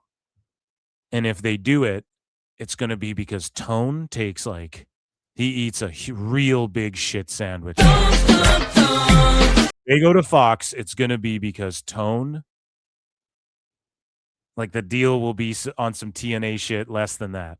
Or like the same amount, maybe a little more than that, in that range, right? And that's a huge step backwards from $185 million bajillion dollars, Brian, to like 30 million. That's like a huge fucking step backwards. So, and the roster costs, again, like 100 million. That does not, and especially with the accommodations, you pay over 100 million a year for that roster. No doubt. And he's hiring guys. People want the New Day to come in. What do you think they're going to come in for? Anything less than 7 figures? Both each? Xavier and Kofi? What do you guys think?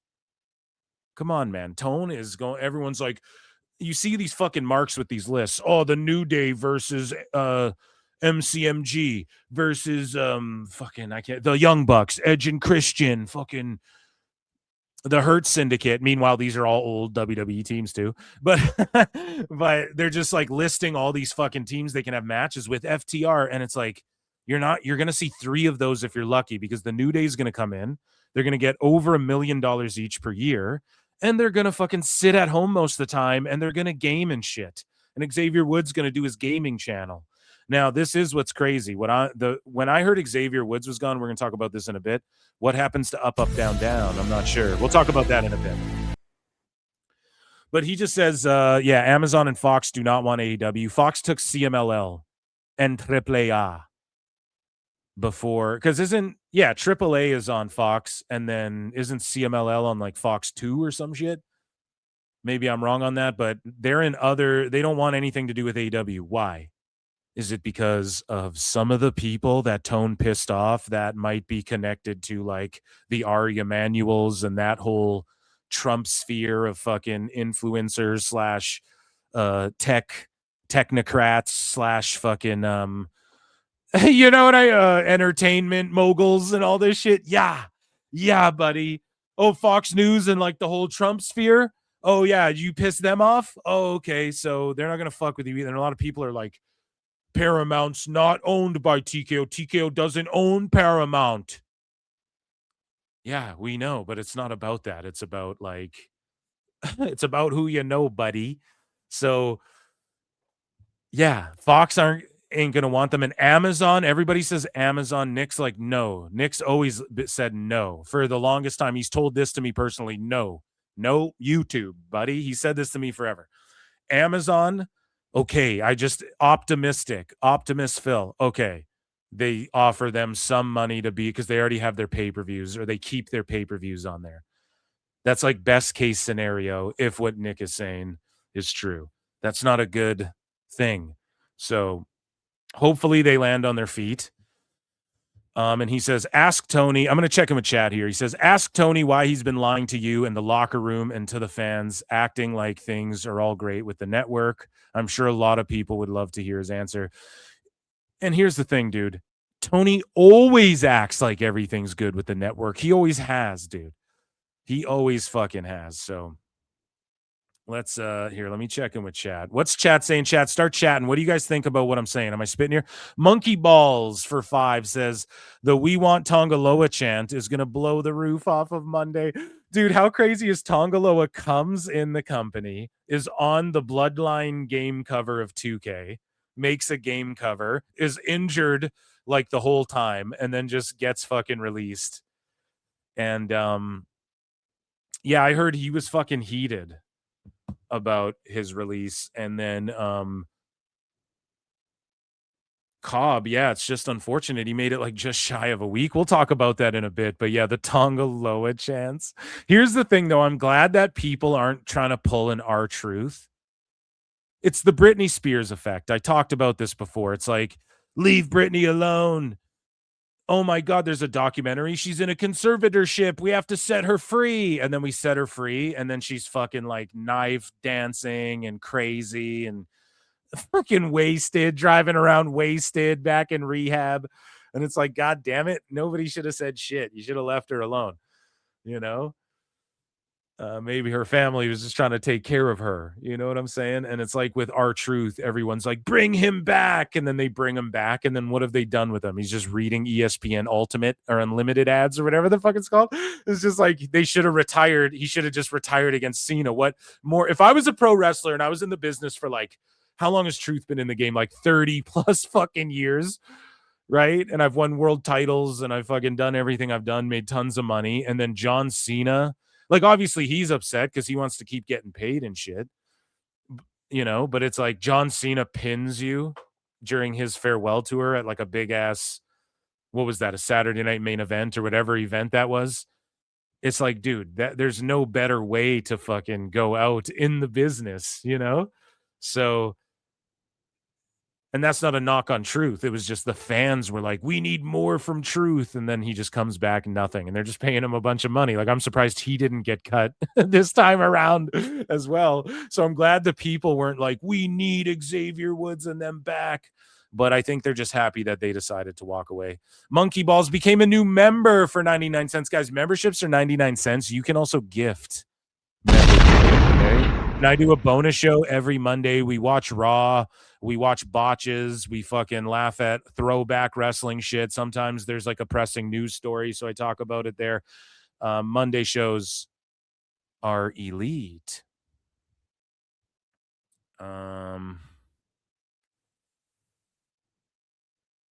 So I told Davey Boy Smith Jr. that if Darby Allin gets a world title run, then Junior should have been a world champion. After SummerSlam, they will cut a bunch of talent. What's Chance saying? And guys, there's almost 300 watching. Guys, I have a poll in chat. If you're on X, we're tied right now between JC Mateo and Kofi Kingston. So anywhere you are, if you're on Kick, X, YouTube, put a 1 in the chat for Kofi Kingston, 2 for JC Mateo, 3 for Xavier Woods, 4 for Tonga Loa. Who do you think should have stayed if possible? Like in a magical fairy tale land, for whatever circumstance, who should have stayed? Who could you get more out of with like a singles run or something? Kofi 1, JC 2, Xavier 3, Tonga Loa 4. We're at a tie right now between Kofi and Mateo, 30% each. So, okay, so we move along with this LoPiccolo action here. So Sean Ross Sapp put some stuff out, and guys, I'm putting out a video about Zelina Vega and Anna Jay and Jack Perry going at Sapp recently, so we're not going to cover that tonight.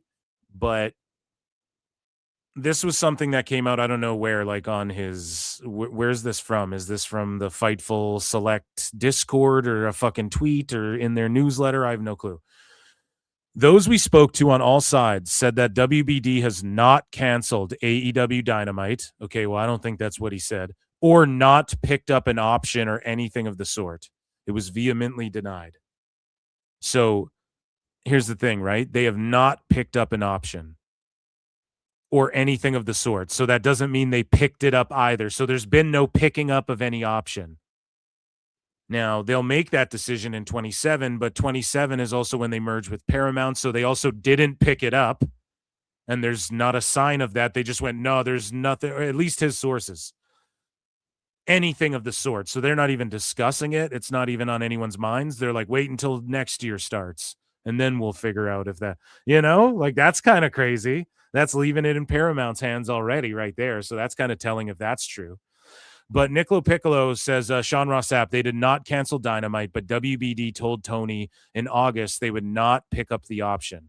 If someone denied this to Fightful, they are very low level.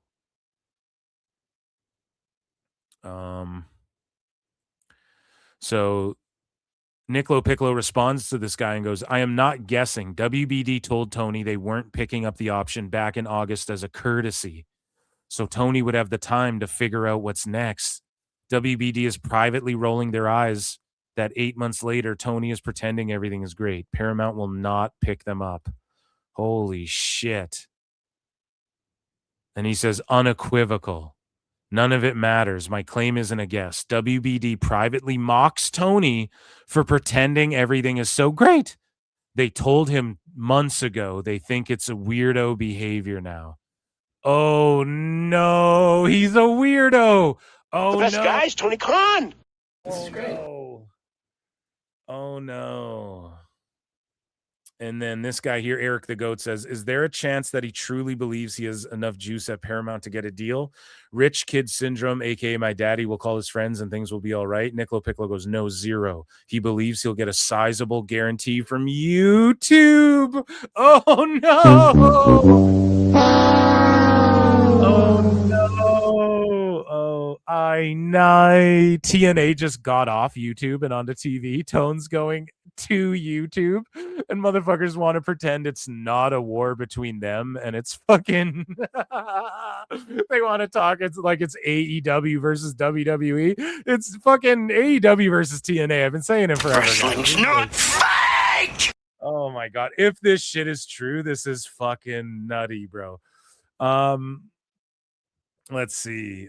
All of Hollywood knows this. That's who he's negotiating with, not the fans. Nick LoPiccolo says, I heard it directly from top-level WBD execs, and I have another 9 non-WBF, I think he meant WBD, confirmations. Everyone in Hollywood is aware. Oh, no. I know.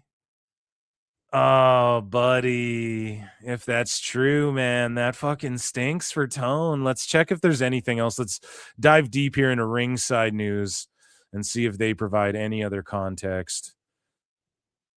Okay, no, we read that. Let's just see here. There's another article here, and it might just be on what I read, but either way, it's worth checking out. Tone with the fur hat and the glasses. Those we spoke to on all sides. Okay, so that's what's sad. Okay, yeah, so it's just what we covered. So, guys, that's I don't know. It's a sad day, I guess. It will be come the end of 2027. And if Tone just thinks everything's great on YouTube and my AEW, like that is crazy bad, man. And that is like a I told you so. That's like fucking what TNA was just doing. They were, and again, they used YouTube to like revitalize themselves and like retro brand themselves again, like reboot themselves sort of with like the retro vibe, but like the new era of TNA and the new direction. They used YouTube to do that, so hopefully Tone can do the same, but it's not. Your boy Tony Khan. Ichi Nissan Da, guys. That was AEW news.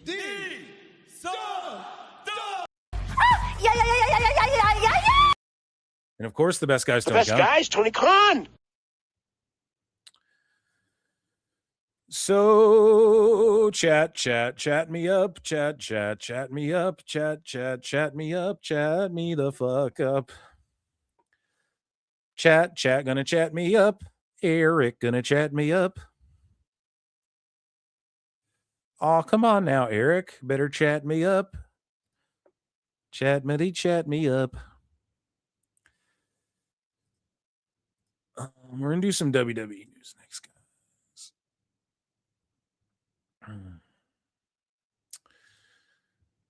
What's chat saying? 613-805-42 says chat runs the likes up. We're gonna end this poll, guys. Again, 1 for Kofi Kingston, 2 for JC Mateo, 3 for Xavier Woods, 4 for Tonga Loa. Who do you wish could have stayed essentially in WWE, if anybody? Hit like, subscribe, retweet. Patreon.com/ProWrestleTimes. The New Dawn, Itchy Sandy Vagina, Jimmy Corderis agreed with me. Someone is going to either get killed or crippled in AEW.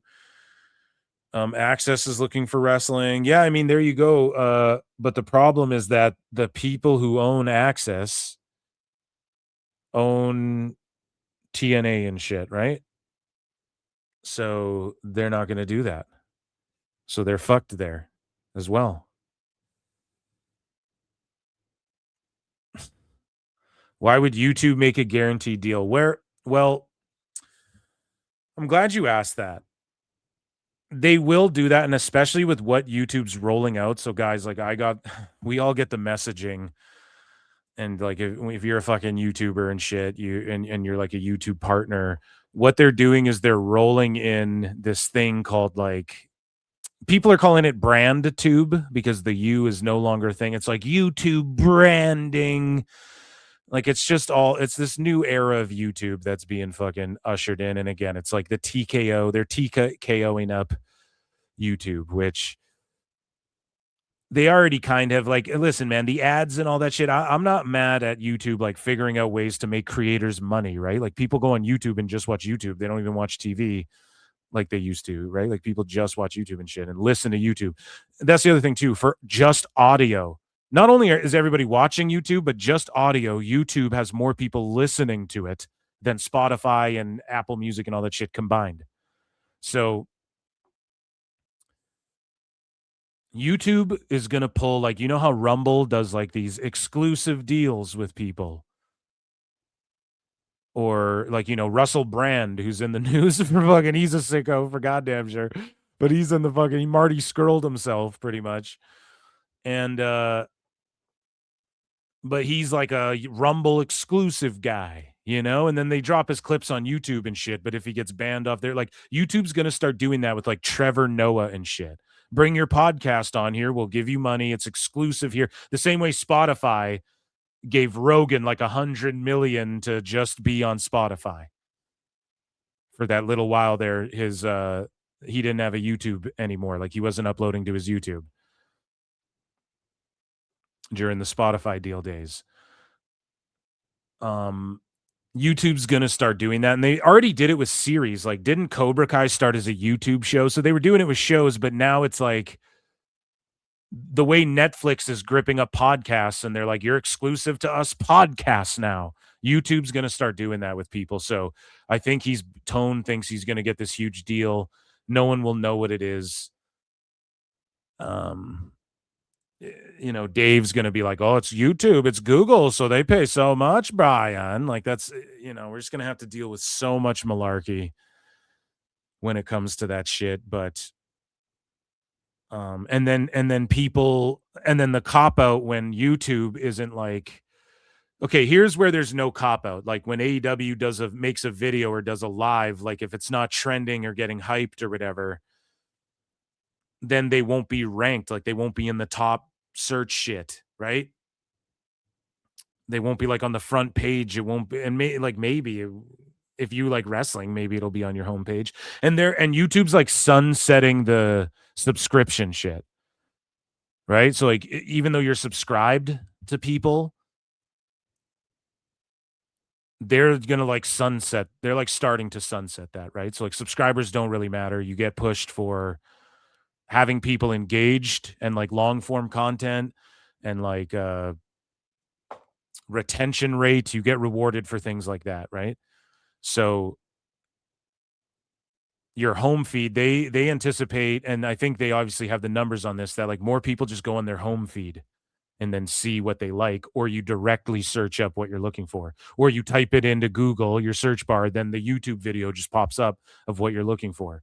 So yeah, I don't know. A lot of changes and stuff, and I get why Tone would think that he'd get a deal from YouTube, but he's gonna foot the bill. Like it's not gonna be like some $100 million fucking deal. He doesn't bring in enough eyeballs. He does not bring in enough eyeballs. And if it's just on YouTube, what are the YouTube numbers going to be? They're going to be a true number. Do you know why? Because all the HBO Max people will go watch, and then all the people who are watching on TV, they're going to go watch. And then if AEW Dynamite isn't doing 1.2 million, then we'll see, like it just airs on YouTube, right? And my AEW. People will have to take the YouTube numbers, like the live day of, which again, after I do this live, the number you guys see, like if you go look up PWT live show, Phil Marks, and then you see my live, the number you guys are seeing isn't the true number. It's actually always more. It's always more. And then it doesn't catch up typically till the day after. YouTube takes like a day to process like the first batch of analytics. And then you get replay views, obviously. So the breakdown will have to be that. How many concurrent viewers are watching? How many fucking after the first 24 hours? And then you have to measure it like a week later. When do the views stop going up past, like, is it 1,000 views a day every day for 7 days? And then we go after the 7-day curve. It's done. Like, we're going to have to measure it that way. And then Dave and them will lie about how many subscribers my AEW has. That's going to be their play. That's going to fucking backfire. They're not going to sit there and have fucking 500,000 people watching them live on YouTube and be like the #1 live stream YouTube show. You know what I'm saying? I think I saw Candace Owens had like 200K watching her live or some shit. Something crazy recently. And it's like, are they going to do that? I fucking doubt it. I doubt they'll even do that. So like, it's just going to turn out really badly for him. And then you see people in comments going, oh, what about they're going to make money off super chats? No, fuck no, they're not. Super chats are shows like this. Like, I'm a fucking creator. I mean, I engage with you guys. We vote in polls. It's like a live stream. They're not going to, that's not the play. No, it's the ad revenue. It's the ads that play during the live event, during the replay. They get a cut of premium subscriptions. That's what it'll be. It'll be whatever deal YouTube gives them, thinking they bring in eyeballs. And if YouTube knows who's got the stream, if YouTube can sleuth out how many people are actually on Max, if anybody can, it's fucking YouTube. So YouTube will figure that out, and then they'll know that it's not worth, like, what are they going to give them? 30 million? Why would they do that? So it's just banking on like ad revenue, and then Tone's got to go find like the ads for the mat and who sponsors the show. He's going to have to do all that like with his people and this Kisway thing that Nick LoPiccolo's talking about. Okay? So it's just not a realistic thing for AEW, and it just really isn't. It's just not something that realistically is going to like pay to cover the roster and shit, but he don't give a fuck about that. And then their pay-per-views will just be behind a paywall, one-time payment on my AEW or on YouTube. And it's funny because that's what TNA just did. TNA was on TNA Plus and YouTube and then Access. Nobody watched on Access, so it was just dismissed. And then they went to AMC. So now AEW's taking a step backwards, just YouTube and fucking my AEW. That's a ginormous L, dude. That's a ginormous fucking L, dude. You are coping and seething. You just can't accept what you're seeing. Yes, you're coping and seething. The truth it is scalding, and now you are molding and coping so hard, coping and seething. Speaking of super chats, Rapid Wolverine LCKiller 17 for 5 says, if AEW kicked the can, I don't feel bad. I say it as they did it to themselves. Yeah, I mean, I just feel bad for like a bunch of the wrestlers who should have got pushed and didn't, or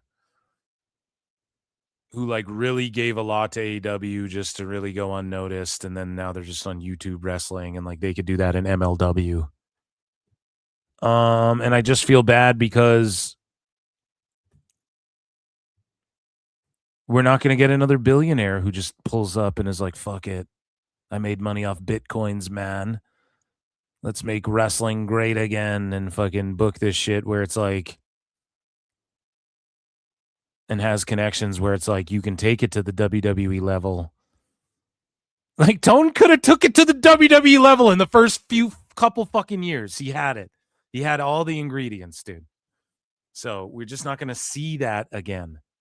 But it's good. People have, and it's also good MLW exists and TNA's got money now and shit. It's good. It's good. It's good for everybody, but it's not good for Tone and his pockets. And he just, according to everyone, he doesn't care about that. So maybe I shouldn't care either. And I don't feel bad either.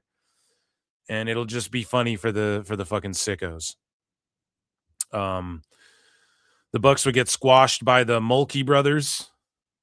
AEW can't even run their current YouTube channel efficiently. This is what I'm saying. That's what I'm saying. Their YouTube game is... this would have been a good idea if they had 1 billion subscribers like WWE, or even 500 million after fucking grinding and making their YouTube like a big prominent part of what they do. But Tone was anti that. He just wanted to do pay-per-view and television. Okay, you fucked up.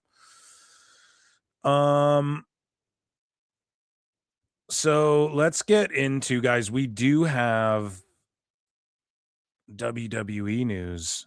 We also have breaking news, ladies and gentlemen. Chris Jericho.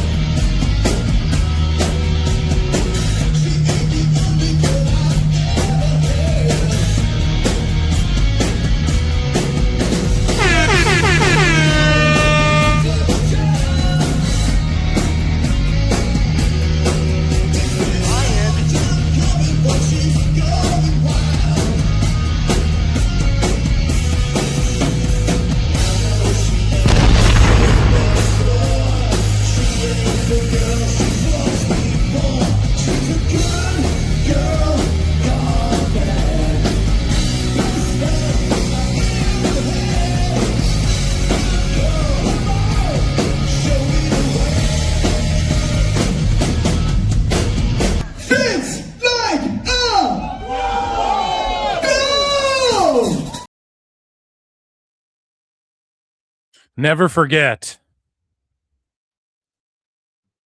Never forget that Tony Khan funded that. Ladies and gentlemen, let's get into a little segment here called Ratings Wars.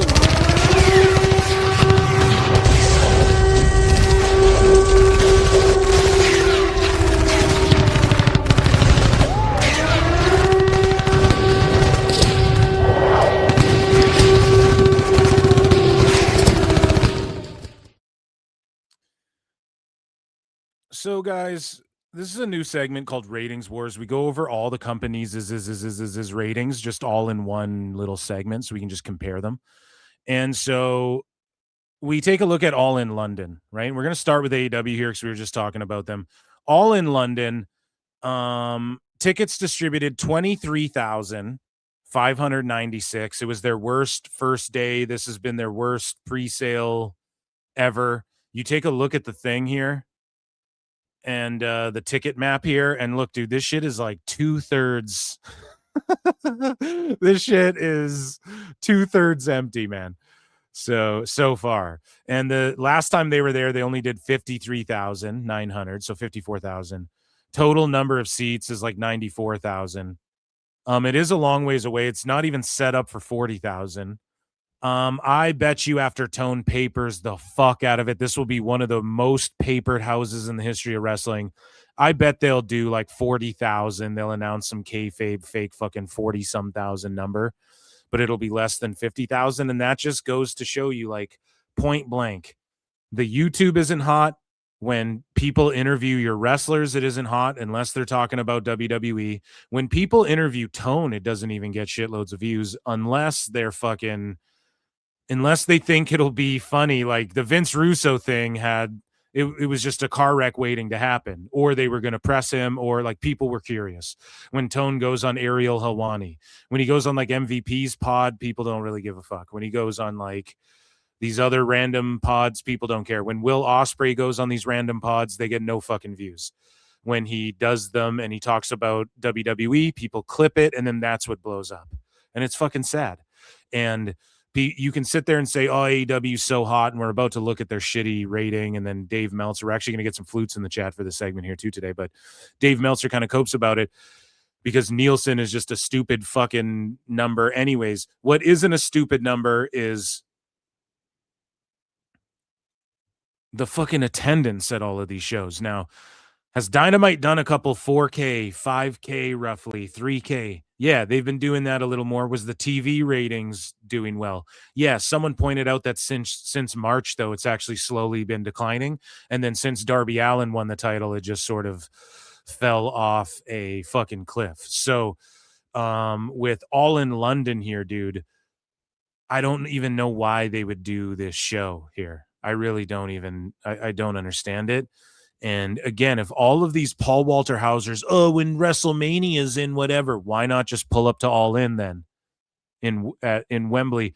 What if fucking WWE in 2028 goes to London? Nick Khan's teasing something. Oh, wait till you hear what we do. What if they go there? Is WrestleCon going to follow them there? What if they go to Canada with WrestleMania? Is WrestleCon and all that shit going to follow them there and all the indie shows? Probably. You won't hear complaints, but because it's Saudi, they're like, oh, we need to do a new thing. Well, why don't you just pull up to where All in London is? Because the people won't be there. I highly doubt people from all over the world are going to travel to this All In. Like, yes, there will be some. Nothing's absolute. I'm just speaking in general, though. Right? And Dave was just talking about WrestleMania, and he's like, I have friends in Europe, and none of them went to this Mania. They all told me. And so what about this All In? Like, is this just going to be all people from the fucking UK and around Europe who mostly pull up, and then people from the rest of the world and the rest of Europe rather too? Some French guy's like, oh, this shit stinks. This shit stinks like fromage. So yeah, hopefully they sell a butt fuck load of tickets, and you know that they're going to pad it up a little bit. So AEW Dynamite this past Wednesday night garnered its lowest audience. Oh, yeah, and I give the all-in attendance a trombone flop, okay? And for good stuff, I ring the bell. I forgot to tell you guys. So AEW Dynamite this past Wednesday night garnered its lowest audience and 18 to 49 ratings since January when Nielsen updated their methodology. The show faced competition from the NBA and NHL playoffs. Cry me a river. You know, like fucking that's always going to be the case. Dynamite averaged 596K viewers, down 3% from last week with a .08, down 20% in the key demo. Obviously, people watching basketball and shit. Per Programming Insiders, always, these numbers do not include the HBO Max simulcast. Brian, the 18 to 49 rating was tied with 3 other episodes as the lowest this year, while the audience was the 4th lowest so far this year. Dynamite ranked number 9 in the 18 to 40. This is what I mean when everyone's like, Dynamite's back, buddy. They had it with MJF, seemingly. Then they fuck it up and they squander it. Because ultimately, why aren't they doing just over 600K and people going, okay, that's not so bad. Like this year already, 3 episodes as the lowest key demo. And the 4th lowest episode already. So they had 3 other worse episodes than this of Dynamite ratings this year already. And we're in May. And people are sitting there talking about their back and all this shit. It's like, come on, man. So year over year, Dynamite was down 5%, while the 18 to 49 was down 50%. So Chaman Lee, like, are we really up? Are we really crushing it? Is the attendance up a little bit? Okay. Is Nielsen flip-flopping on how they do shit? Yeah. Can't you? I wasn't going to cope about it then. I'm not going to go, oh, well, Nielsen fucking, it should be a higher rate. I don't do that for SmackDown. I just accept what it is, guys. Okay?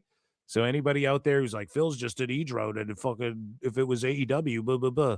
Nope. I don't do the whole Nielsen cope. It's just whatever number they decide to put out, they had some methodology behind it and everyone's accepting this fucking number. This is just not a good number.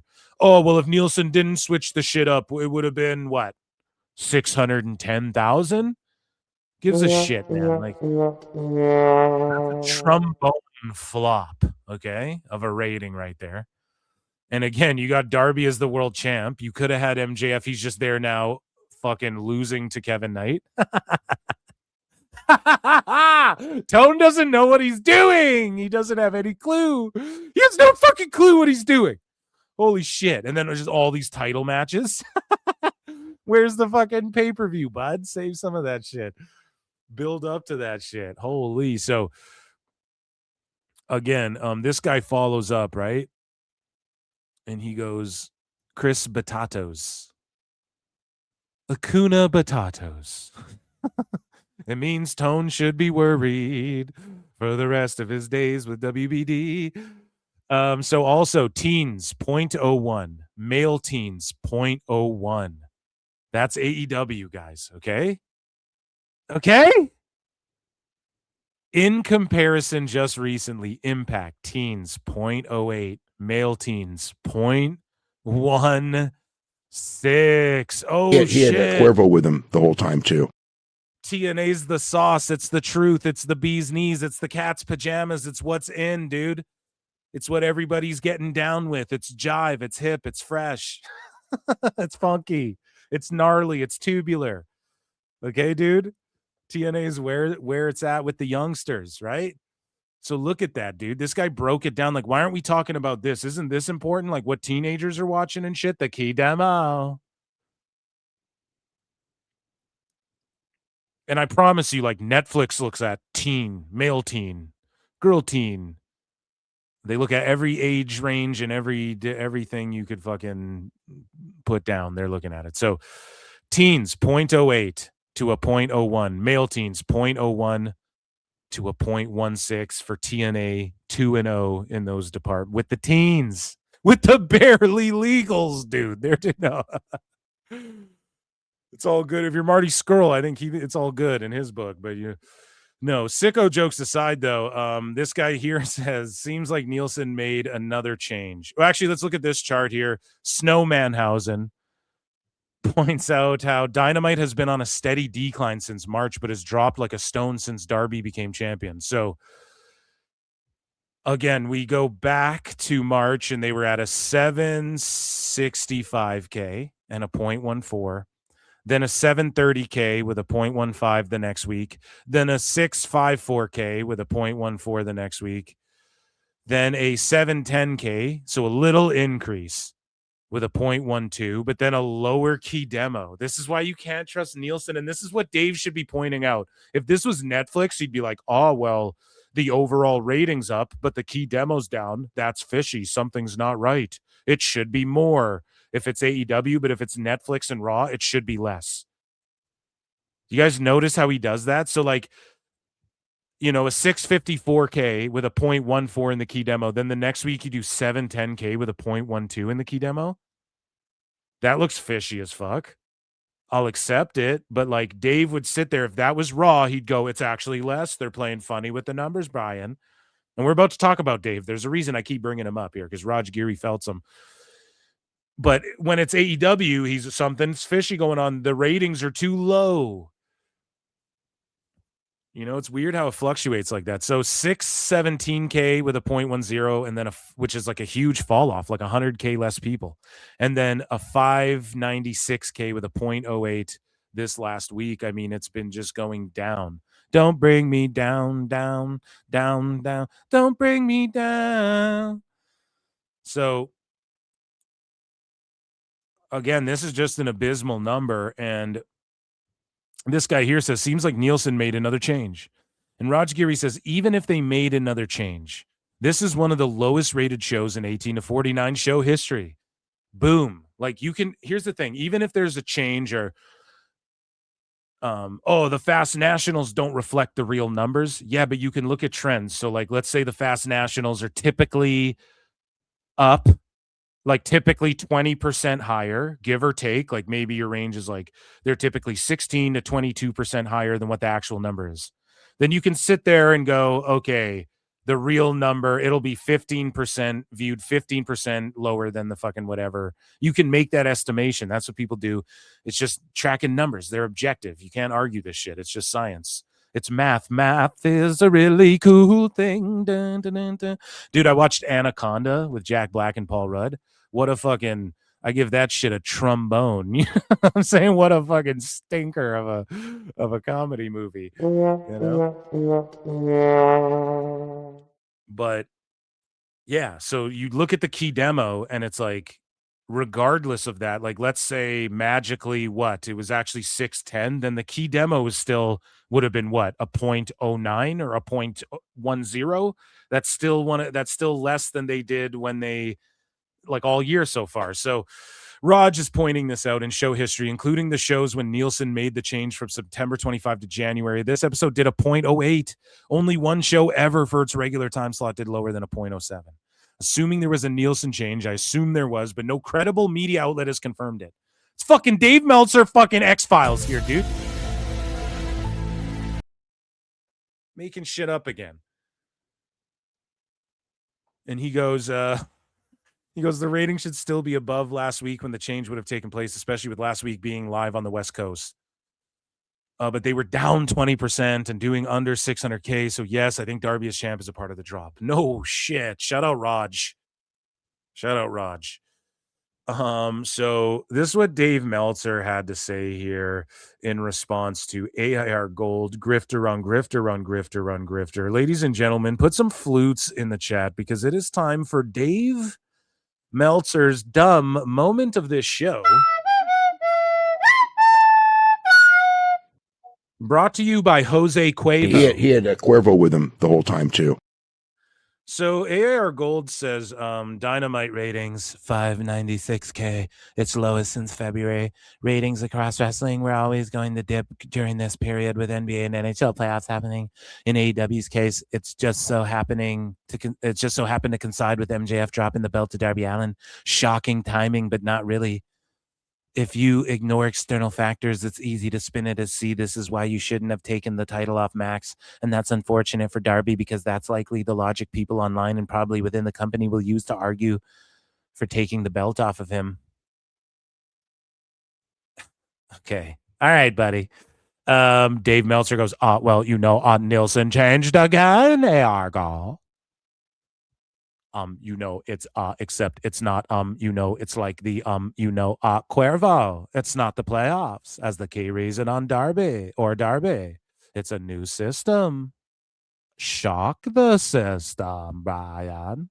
Not that the playoffs, it's like it's just the playoffs, NBA, basketball didn't hurt some. Of course they did. So I can't make sense of it either, guys. He said there a bunch and stuff. I don't know. He's just saying not that the playoffs didn't hurt some. Of course they did. But Nielsen flipped up again. It's not the playoffs as the key reason or Darby. It's a new system, man. It's always a fucking excuse. It's always an excuse. Then Raj goes, and yet you kept comparing Nielsen ratings for Dynamite only when they are positive for AEW, plus non-existent max numbers to Raw and Netflix streaming numbers, even though Nielsen has shown how unreliable they are over the past year, dude. And it's true. It's absolutely true. And so we compare them to, well, Collision's on tonight, Peoria. I hope I'm pronouncing that correctly, in Illinois. And their setup was for 2,900, and they distributed 2,600 tickets. So, again, I give Raj Giri's felting of Dave a bell ring. Absolutely, without question, we ring the bell for that one. But then a trombone flop again for this attendance and just the complete and utter stupidity of AIR Gold. And then, of course, Dave responding to AIR Gold. You guys, I've spoken to AIR Gold in person. He's like fucking not fully well. You understand what I'm saying? So it's like not a guy you should be like, oh yeah, I'm going to respond to this guy who's just making fucking excuses that I'm going to piggyback off of. Dave, do better, man. So Raj Giri here breaks down these ratings because NXT did a 541 and a 0.07. Before we even get into Raj's breakdown, trombone flop for NXT. Okay, it's a trombone flop. So 541.07. Of course, they are rebuilding. It's an episode where I don't think people expected Evil and all these people to show up, random people, I call them. I don't want to diss them, but I don't think they expected people to show up, but NXT is in a rebuilding phase. This isn't like a fake rebuilding phase like Dave Meltzer. They're rebuilding. Well, who? It's all the same guys wrestling. It's all the same guys sitting at home. What are we talking about? Still the same shitty LED boards, the same shitty rainbow color thing going on that, there's no identity, bunch of titles everywhere. The fucking wrestlers are wrestling. MJF's defending the world title on the indies. Nothing feels special. Nothing feels sacred. So what are we doing here? What's the rebranding? What's the fucking, what's the whole rebuild? Like, are we seeing it? NXT, we're seeing it. All these people show up. Will Cruz, Lizzie Rain, Evil. All these call-ups fucking happen. All these cuts happen too. And the cuts happen because why? Ethan Page being on the show. The ratings are going to be the same if Aleister Black or Ethan Page are on the fucking show. Okay, guys? Or I guess Ricky Saints will say because he's on SmackDown. And they pay Ricky Saints way less. So when people say like, oh, it's because of age, it's because of this. No, it's like the UFC. Okay, it's like the UFC. They're fucking cutting people and they're not renewing some of these deals. And they don't care to because there's someone younger, cheaper. And it's just the brand that sells more than, and again, these are old criticisms, but you're seeing it more than ever. Okay. Again, Napoleon Bonaparte's documentary, TKO did this in MMA, dude. You see people are getting paid nothing to fight. And you have some of the biggest stars in the UFC, like, holy fuck, why is this guy getting paid this? Like I've had so many fights in the UFC, and you see fighters who are like, dude, I don't get paid no different if I'm on the White House card or the whatever the fuck. And they fast track a lot of guys. You see a lot of guys in UFC now. The cards are riddled with, one of the criticisms is like, there's a bunch of like 6-0 guys fighting, or like you're 7-1, you're on the fucking main card, or like you're the main prelim fight and shit. And it's like, what's going on? What happened? I don't know. It just seems like they are okay, like pushing people and trying to market certain people for their antics while just drawing off of the name brand UFC. And it's kind of backfired on them a little bit too. But with NXT, we're seeing a real rebuild, and that's with the call-ups, and that's with all of these new people they're bringing in. And again, it's just cheaper for them to operate, the ratings. So in a business sense, I'll defend them. It makes fucking sense. But in like as like a fan, it's kind of shitty. You know, I want to see all my favorite wrestlers doing their thing, and I don't think they're going to add a third show. Maybe if they absorbed like an AEW or something, like maybe if they're like, hey, we'll just buy it so we own these contracts and we own their library and shit. And then they make like a third show or something that's like a main WWE show, Raw, SmackDown, and what? What would you call it?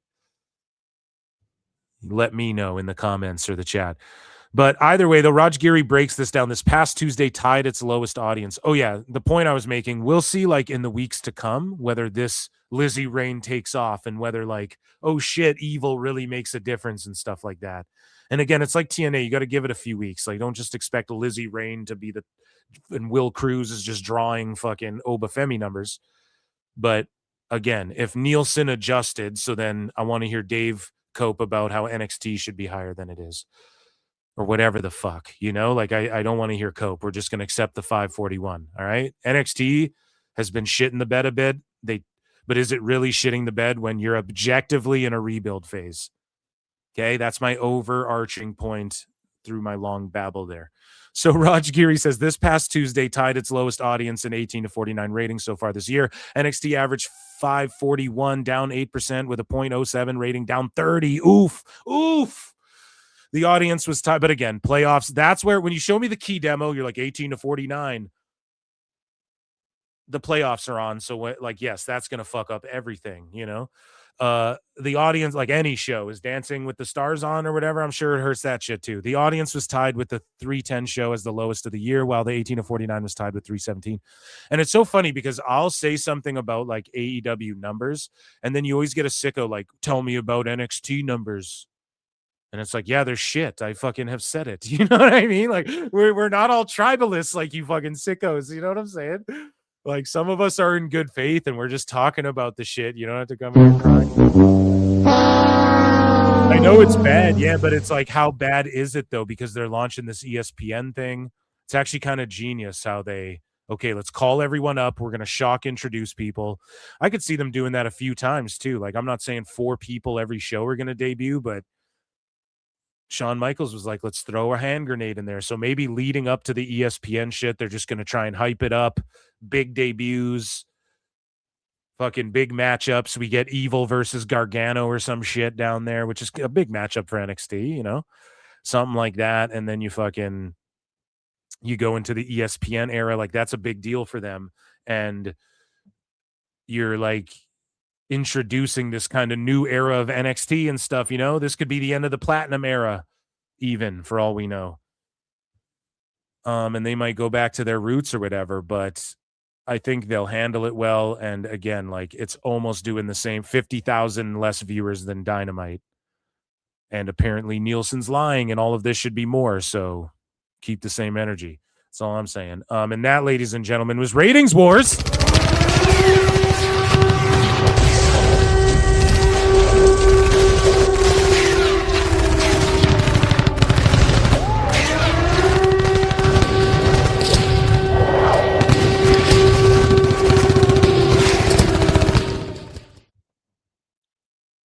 So, is AAA on? How long has it been on? Did it just start?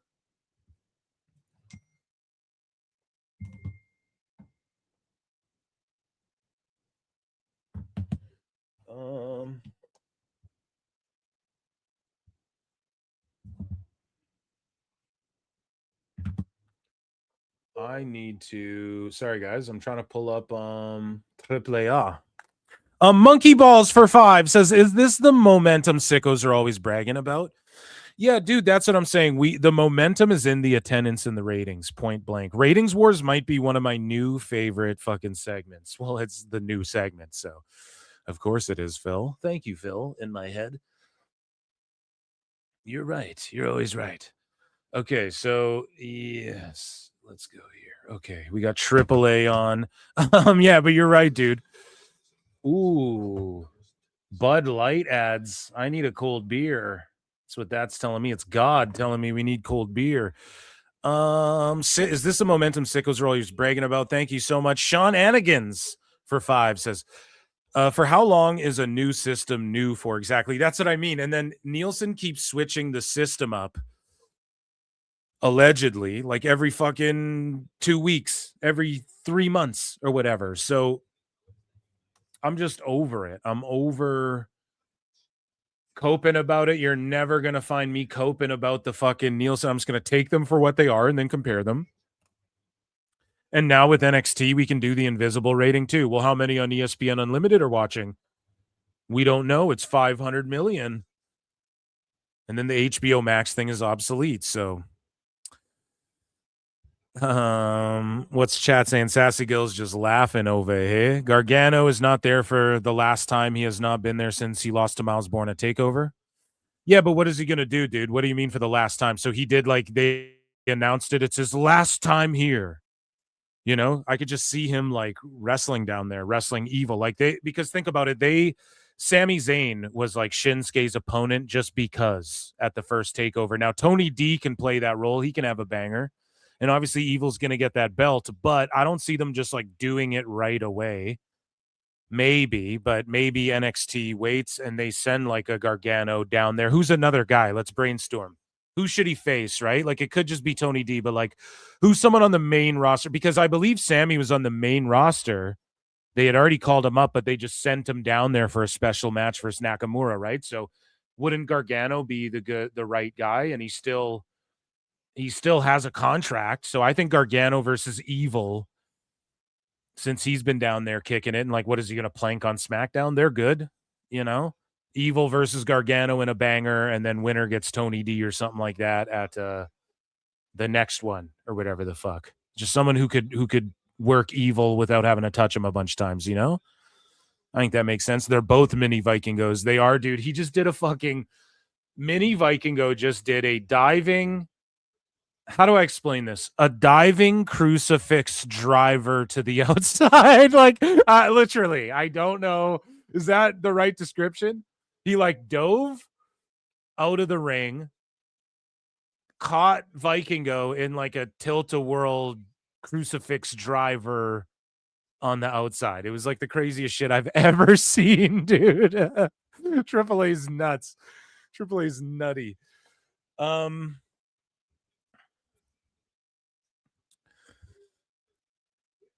What else is chat? I think wrestling is ruining wrestling right now, and that's why I kicked your leg from your leg. Brett screwed Brett. Brett screwed your leg from your leg, Brett. That's why I like JCW. Are the gimmicks over the top? Yes, but in a good way. It's just fun and free. Yeah, I mean, maybe that will turn people on to AEW. They can be the next JCW if they go to YouTube because it's free. Yeah. Dave is lying his ass off. Nielsen held off making any new changes till August. I mean, yeah, no one. That's what I mean. It could all be a lie too. Like Raj Giri pointed that out, which is super funny. That should be the conversation. Oh, Dave said it. Well, no one said it. So fuck that. You know, who cares? Like, who cares if he's just saying that? So, anyways, the ratings are a race to the bottom. Not really a war anymore. Between AEW and TNA, it's a ratings war. Absolutely. And then AEW is just on its own island. NXT. Because here's the thing, dude. Next year or later this year, when they increase again, is it because the ratings are dead, man? No, I just think like Nielsen and all this shit, what matters is a combination of everything. I've said this a billion times, but what matters is a combination of everything. YouTube hits, fucking TikTok views, impressions or whatever, but like true views. I don't know how you time that. Your retention rate, your fucking all of your replay ability, your fucking click-through rate, all of these things that matter like on the internet, because your TV is just internet now. That's what matters more. And dude, what was I watching? I watched some old shit, but it was recorded.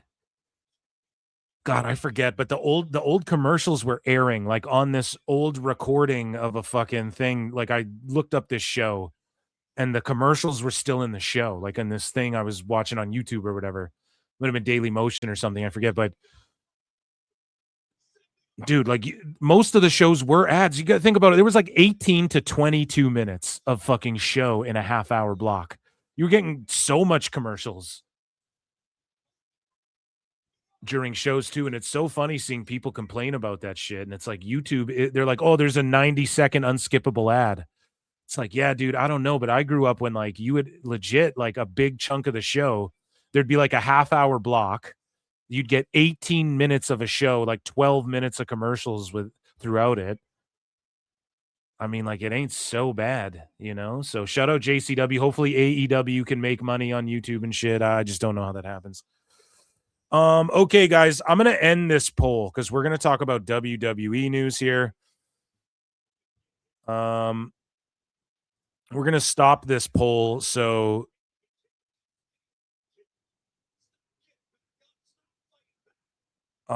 let's see here. JC Mateo, 36% of you guys thought they should have kept Jeff Cobb. If they could have kept anybody. 27% said Kofi Kingston, 18% said Xavier and Tonga Loa. Now, I agree. Jeff Cobb is somebody I think they could have had a run with, but like just on his own, he didn't even need to be a part of that Floodline shit. But here's the thing. And some people might say, oh, come on now, Phil. That's not very fair. Come on now, Eric. But I think he seemed washed. Like he went to WWE and just seemed kind of washed. We're going to talk about it here. Like he just seemed as though he was just getting kind of chunky and not really doing much. And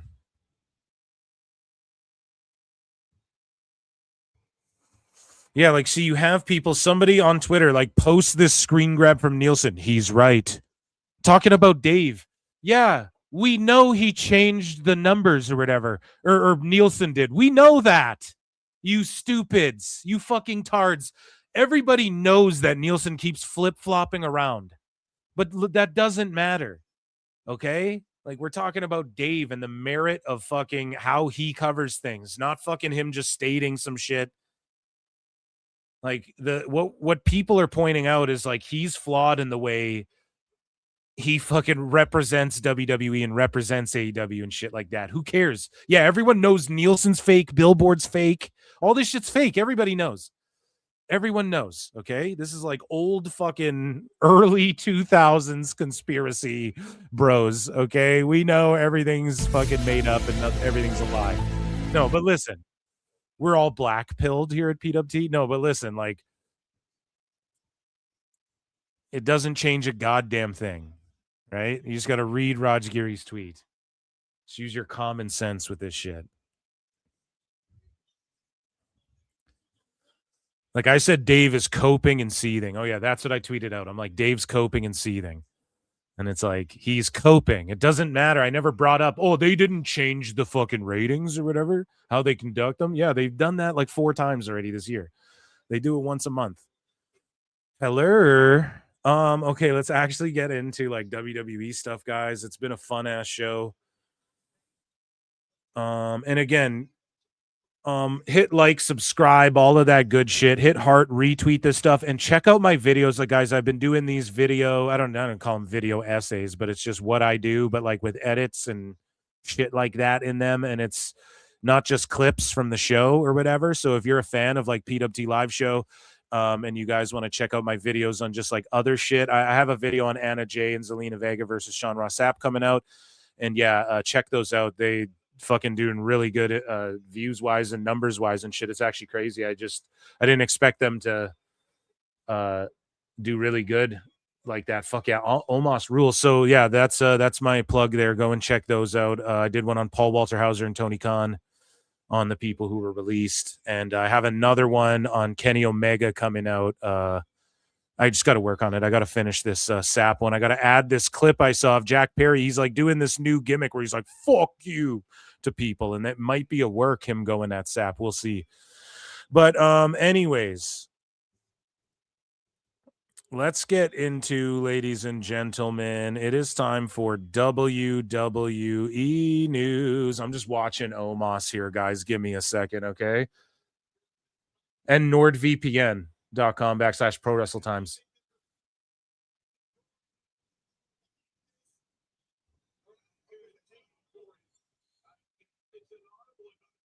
Damn, I love the commentary.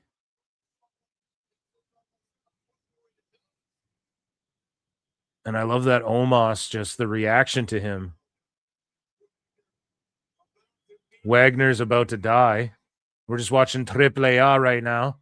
Oh, shit, and Omos cracked with a chair.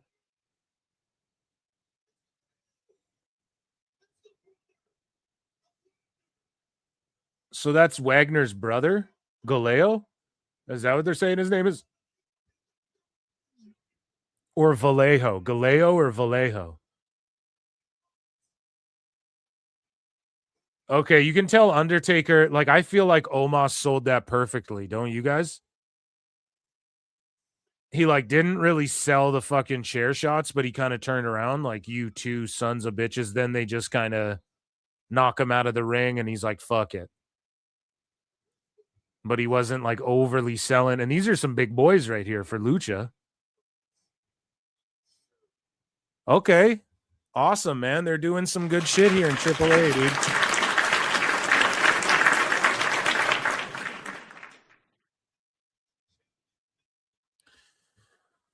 So, ladies and gentlemen, let's get into some WWF news.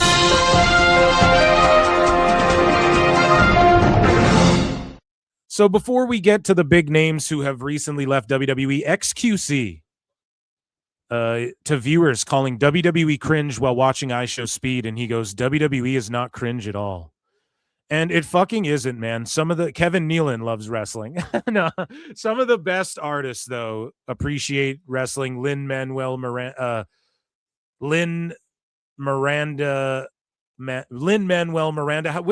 way does it go? What's the order of his name? God damn it. That dude, he did like Hamlet or whatever the fuck, didn't he? For Disney.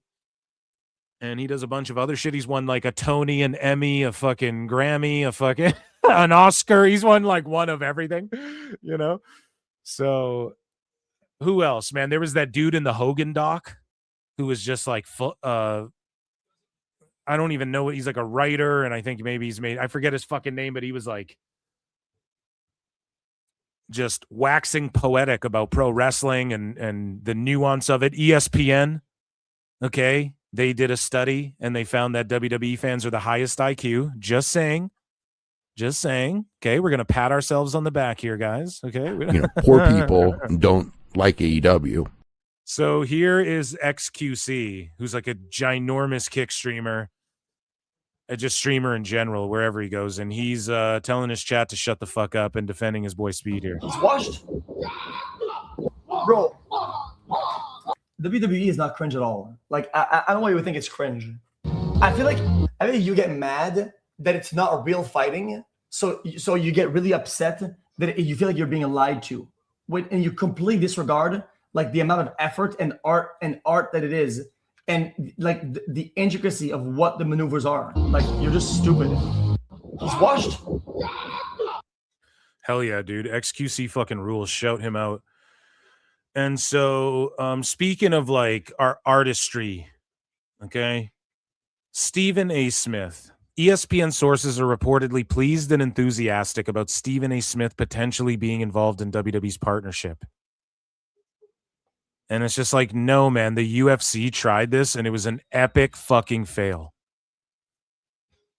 And he became a literal laughingstock. And then he dropped a video of him hitting pads, like boxing and hitting pads, and he got laughed to oblivion because it was so goddamn goofy. And whoever he pays to train with, they're just taking his money because he's a dumb Smashed your knee to oblivion.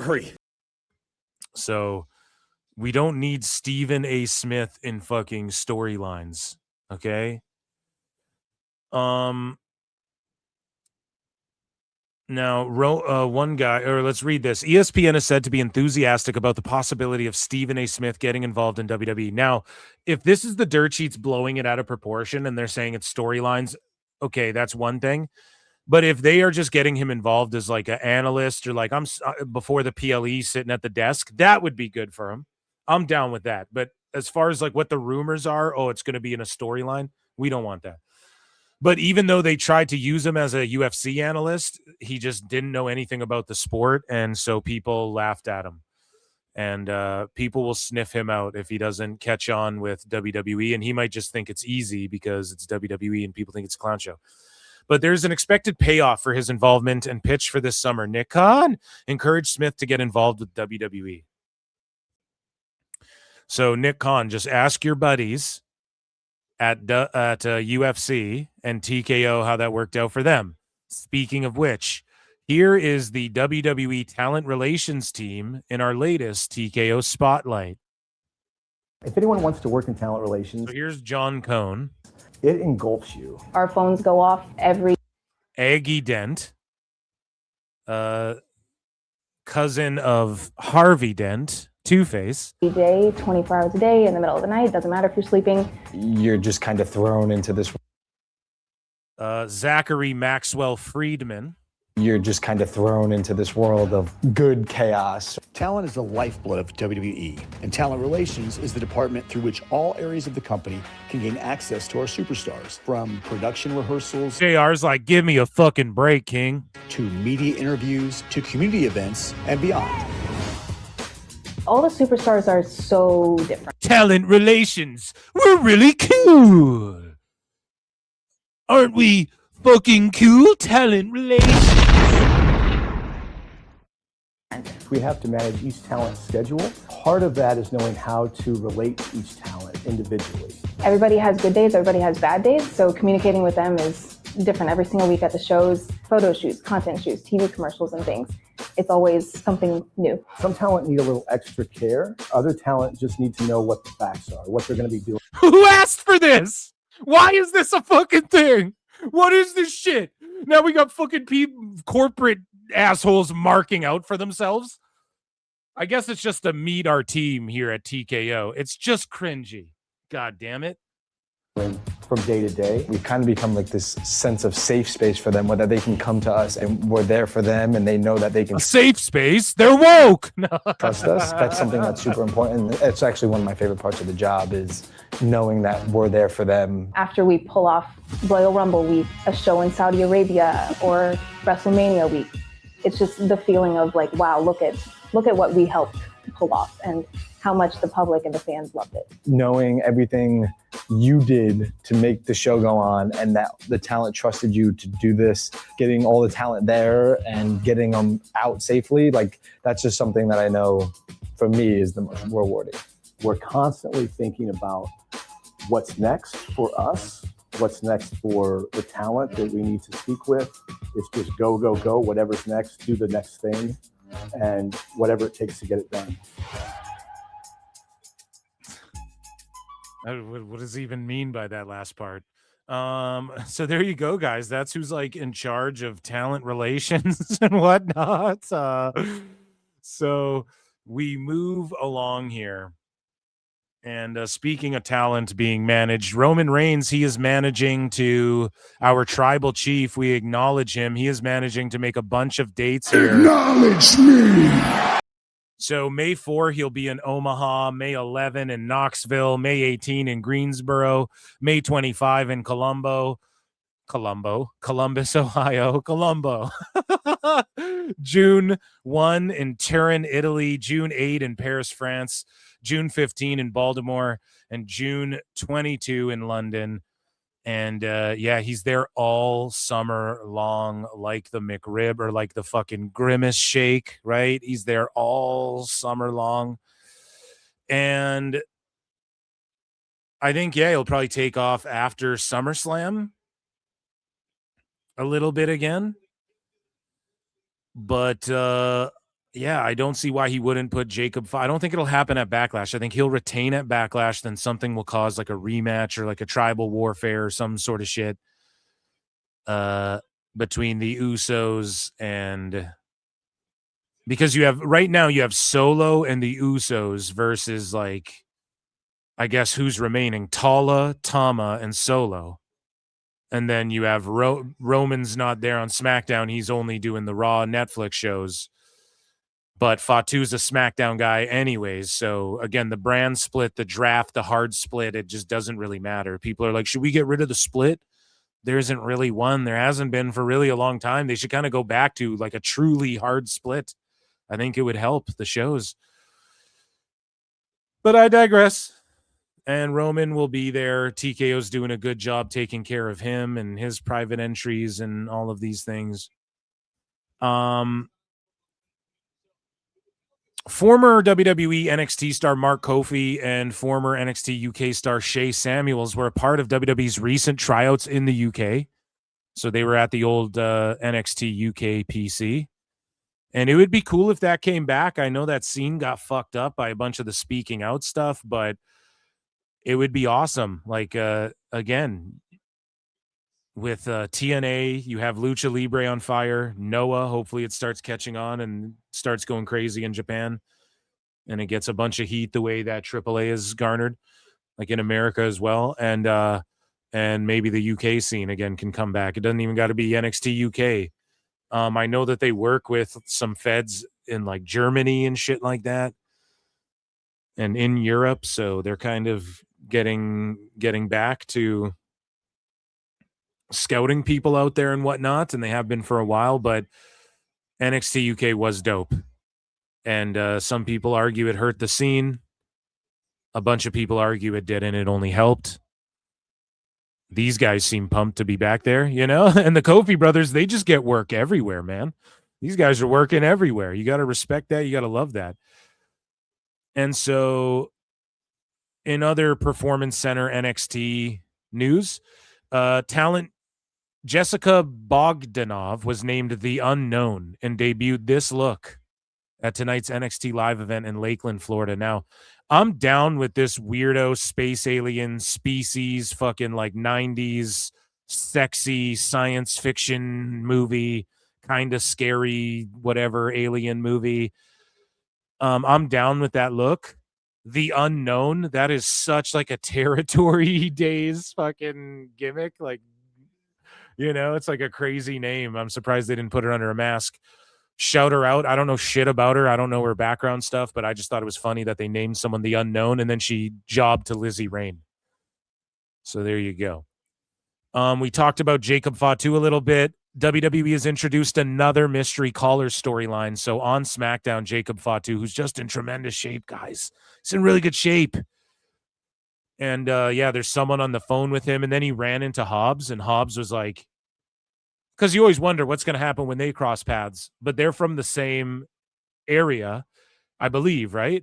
And they know each other from like way back in the day, I guess, before either of them made it. So they run into each other, and like Hobbs kind of gives Fatu a shove, but then they kind of like, it's like a respect thing though. And he's like, all right, you know, and they're like, we're from the same place, whatever.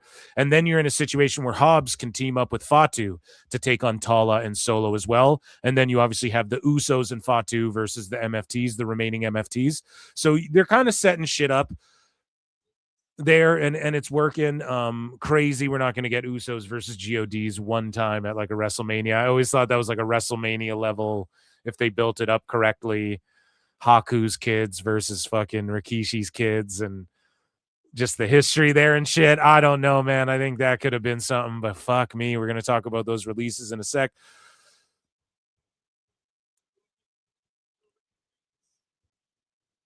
And in big news here, and big news, because this actually is pretty big news. Now, I recorded a podcast with a gentleman called Billy Butty that's coming out. Okay, guys? It's going to come out.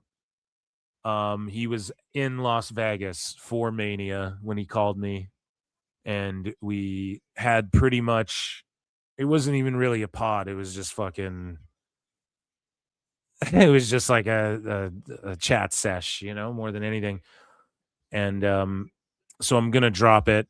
And he also on his show, after he did PWT, he jumped on his show, which I think you can find on his podcast feed, and he talked about how there was an assault at the airport, and he said that he talked to the guy. And this is way before TMZ got the fucking story or it broke or anything like that. And he said he talked to the guy. So go and listen to his pod. He's only on like Apple Pods. So maybe I'll find a way. Yeah, I'll download the audio here or something.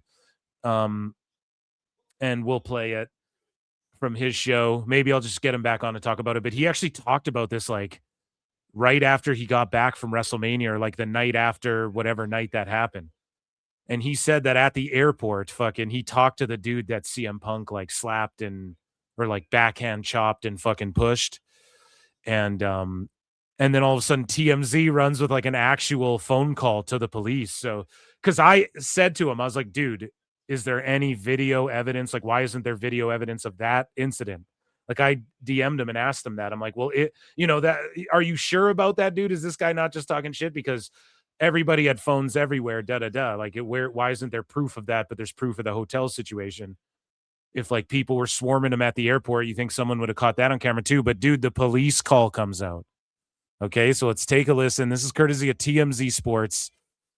And I just wanted to throw that out there, though. Like, Billy Butty, a controversial guy in the IWC, but he did say, he was saying that shit on his show that this went down. And like, I didn't even believe him. I was like, there's no way that also wasn't caught on camera. And then this call came out and it's like, oh, fuck, man. Sí, quería poner una denuncia. I want to make a report. Okay, what is the address? ¿A qué dirección? Aquí lo que es el motel, el NGM. En Las Vegas. Okay, and what happened? Lo que pasó que estaba aquí en el lobby esperando a lo que viene siendo la superestrella de la lucha libre WWE. So the guy needs a translator, right?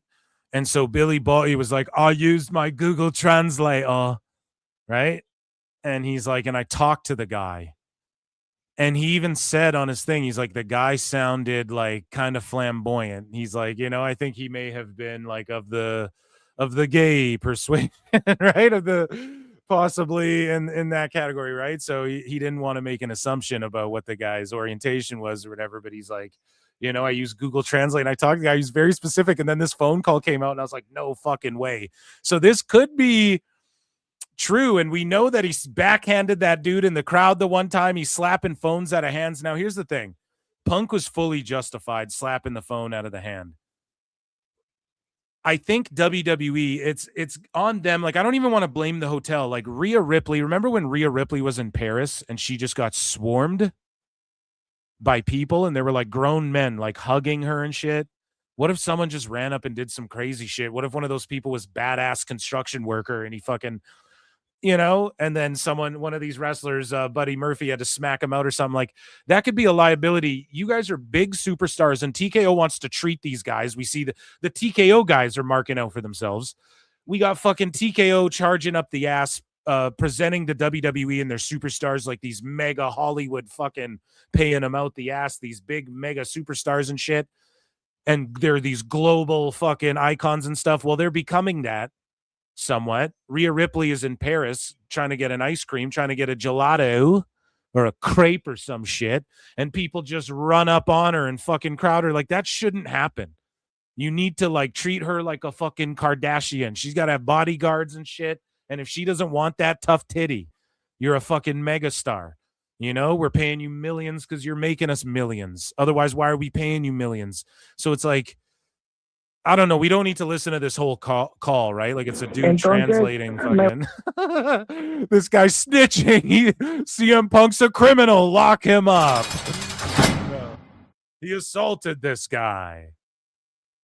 But yeah, it's interesting shit here, man. It's interesting shit where Punk is like slapping phones out of hands and shit. Like, he shouldn't even be put in that situation. Now, if somebody, here's the thing, right?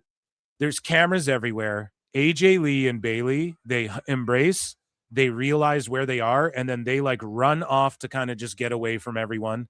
Punk's right there. Like, film him or just mind your own business. You already got footage of them. You don't need more, right? So they went away from everyone. Then you see the guy like walks up in their grill. Then Bailey's like, fuck off, dude.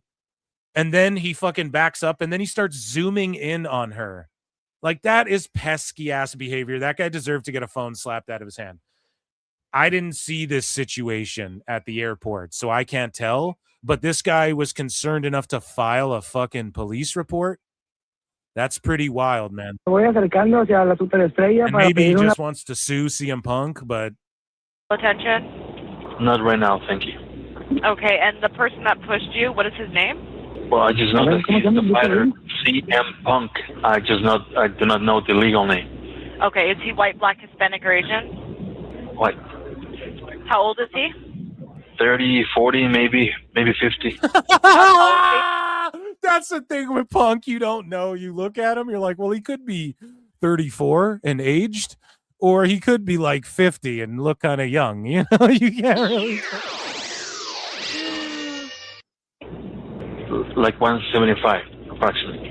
$1.75. Oh shit. Oh no, you're a fucking cruiserweight, buddy. Oh no. Wrestling's not fake. Oh no, they weighed him. Okay, is he skinny, medium, or heavy build? Heavy. Okay, and where did this happen? Inside the lobby of MGM Mateo, here with black pants, black briefcase. Is it a baseball cap that he's wearing? No, it's like a gray hat with a frontal tag, like for the cold climate. Okay, so like a winter hat? He's like, it's CM Punk, bitch. You got Google? You know, CM Punk? Just Google CM Punk. Jesus Christ. I said he's with the WWE. His name's CM Punk. All right? If I could Google that guy and just picture him in a hat. All right? And that's what the fuck he's got going on. So yeah, that's pretty wild. And if he did that, send him to jail. No, I'm just joking. It's jokes here. This is a cartoon. It's a cartoon. Okay, we're gonna get into the contract stuff. We're gonna talk about everybody who left WWE or got fired, and just a couple other people that kind of went under the radar, I guess, some stories that are kind of buried. I just want to hydrate here, drink a little coffee, check in with chat, see what chatters are chatting about.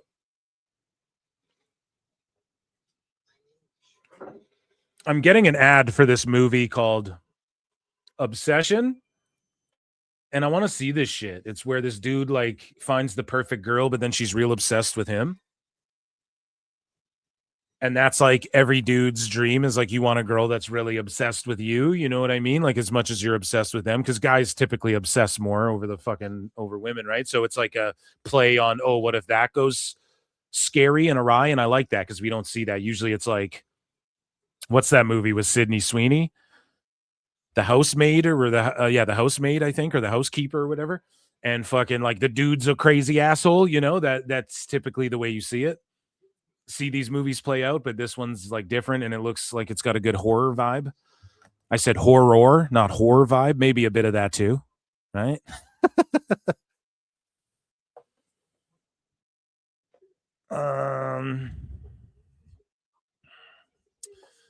Not if she's 300 pounds. I doubt he even drinks. I'm cheating with my grandmother. Then yes. Sicko. Wacko segment. That sounds legit. You fucking Mark. Laredo Kid is paranoid. At least it's not Game Changer Wrestling. I mean, I like it where it was good before the pandemic. Now they're trying to be ECW, but failing without identity. Like, who is your audience? Damn. Tough talk for GC Dub, dude. Trying to get fired? Do you think Punk's trying to get fired? Yeah, that's a mystery. I wonder. I really do wonder. Guys, hit like and subscribe and all that good shit. Patreon.com/ProWrestleTimes. There's a bunch of like exclusive shit and watch alongs and stuff.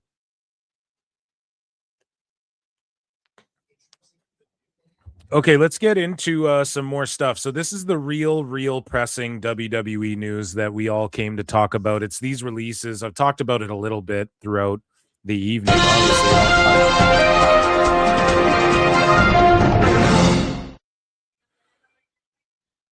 AJ Lee has wrapped up her current run with the company, and as of now is not scheduled for anything in the near future. There is a belief it could be a while before she returns to action. So she kind of said that after the last pay-per-view there, WrestleMania. She's like, I'm done. It's not goodbye forever, but I'm done for now. And so, yeah, we'll see if she comes back for a few dates. I mean, that was always the plan. She wasn't scheduled to book a bunch, bump a bunch and whatnot. It's clearly just in those matches. She did a decent enough job. She gave some prestige to the IC title, like in the history books.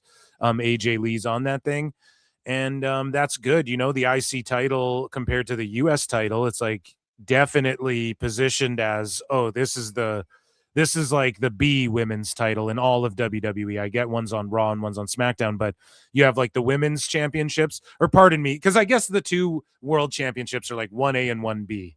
So the IC's definitely 2, and then fucking the US is definitely 3, right? If you're to like order them as far as like importance. Whereas you could argue like the US title and the IC title for the men's are kind of on even footing as far as like mean impact, you know, right now at least, right? Like which one's elevated higher. Either way though, she put some prestige on that thing and it's going overlooked, but she ain't going to be around for a while either, right? Nobody's talking about that. Nobody's really talking about this either, but Gavin O'Shea, a television producer who had been with WWE for 25 years, has announced on his LinkedIn that he has been unexpectedly fired after so much time at the company. He signed in 2001, dude. Holy shit. But you know what they say, Sometimes dude. in life, you got to be a hoe. And so Gavin O'Shea says, after 25 years, losing my job wasn't part of the plan. For those memorable 25 years at WWE, I've seen, heard, and experienced it all. After all, I grew up there, made friends, and learned by doing. Like many people, I tied a piece of my identity to what I do every day. So when that suddenly changed, it felt unsettling, humbling, and honestly a little scary. But here's what I'm learning in real time. Your job is something you do, not who you are. Setbacks can create space for better opportunities. Resilience isn't a buzzword. It's a skill you build through moments like this. I'm taking this time to reflect, reset, and refocus.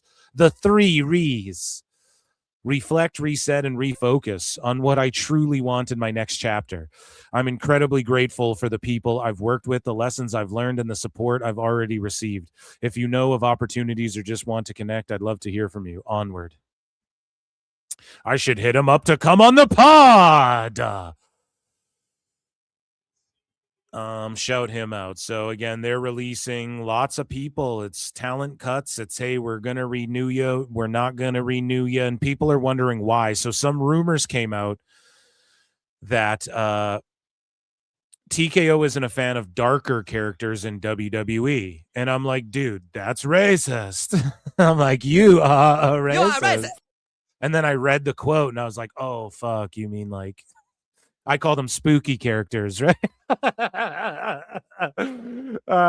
So Mike Johnson of PWI says, I don't know if there's a pattern, but I can tell you there's been a story bouncing around among talents that someone in the TKO realm isn't a fan of the darker characters. And that's been the blame placed on why the Wyatts, Aleister Black, Zelina were all cut. One person even suggested to me that Undertaker being the American badass and not the dead man in appearances is proof of that outlook. See, no, because Undertaker said that that's what he wants to do, right? So I would maybe believe that if Undertaker didn't 1,000 times say, listen, me being done means the dead man thing's done, and I'm just like me. I'm just going to ride a Harley out to the ring and fucking induct people in the Hall of Fame because I work in WWE and I'm booking AAA and I'm a biker guy. That's really who I am, you know? So that's what that is, right? That theme song, hey, American Bad, that wouldn't be his song if he didn't just want, if he wasn't friends with Kid Rock. You guys understand? It's fucking Undertaker. So, and it's all good because Mike Johnson says this. And again, I talk about this in this video that's coming out with like Zelina Vega and Anna Jay and Sean Ross Sapp, where it's like the reason why Mike Johnson, people don't just hate his guts, is because of the way he presents his news. And if you say he's full of shit, he doesn't have a spurg out on you. I mean, he did block me, but he was going through it that day. But he doesn't have like a spurg out on you and jump in your DMs and call you and want to fight or fucking have a Dave Meltzer 4-day crybaby meltdown that doesn't make any sense, where he's being a fucking hypocrite and condescending and saying you need to read and listen every fucking tweet, have the bell turned on for every fucking tweet he's ever put out, and read every Observer and fucking read every tweet, or else you don't know what the fuck, or listen to his radio show every day, or you don't know shit. So Mike Johnson just says it like this. He goes, I have no way to prove this is correct. Boom. That's all you got to do. That's all you got to do.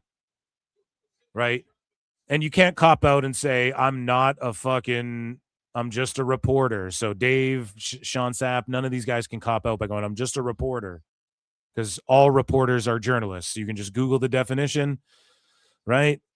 All journalists aren't reporters. You mean to say you're just a journalist, right? And you just do op-ed shit. That's what you mean to say. But Johnson's a real journalist. So he goes, I have no way to prove that is correct, but the story has made the rounds this past week among numerous people we've spoken with, whether there is something to it or just assumptions. I can't verify at this juncture. I guess we will see if and when WWE leans back into supernatural and dark characters again.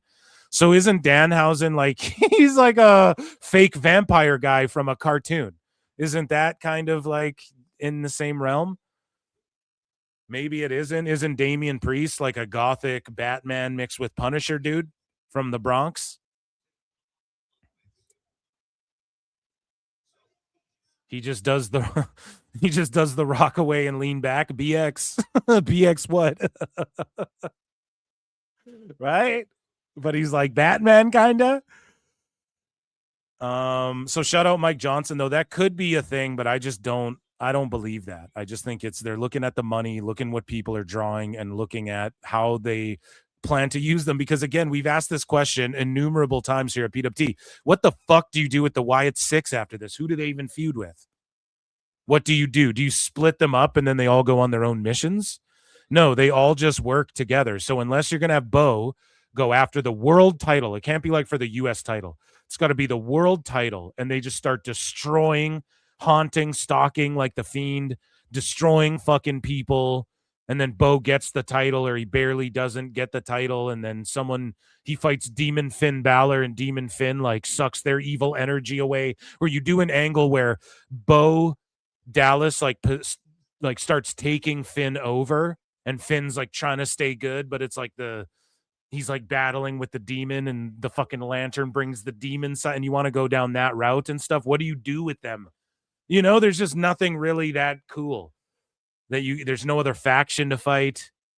You know, you have to incorporate like, oh, they go after all the gold in the company. Like Nikki Cross wants the women's belt, the tag belts, the US belt, the fucking world belt, and you drape them all in gold because they're doing the broken universe. We need all the gold to to fucking fuel the lantern or whatever the fuck. Like you have to come up with you either got to dive in or you got to fucking back off and go more like they're just going to seriously compete in the tag division and shit. And they might take an L here and there. And, which direction do you take it? Do you send them to AAA? Maybe, because it's kind of outlandish and crazy there.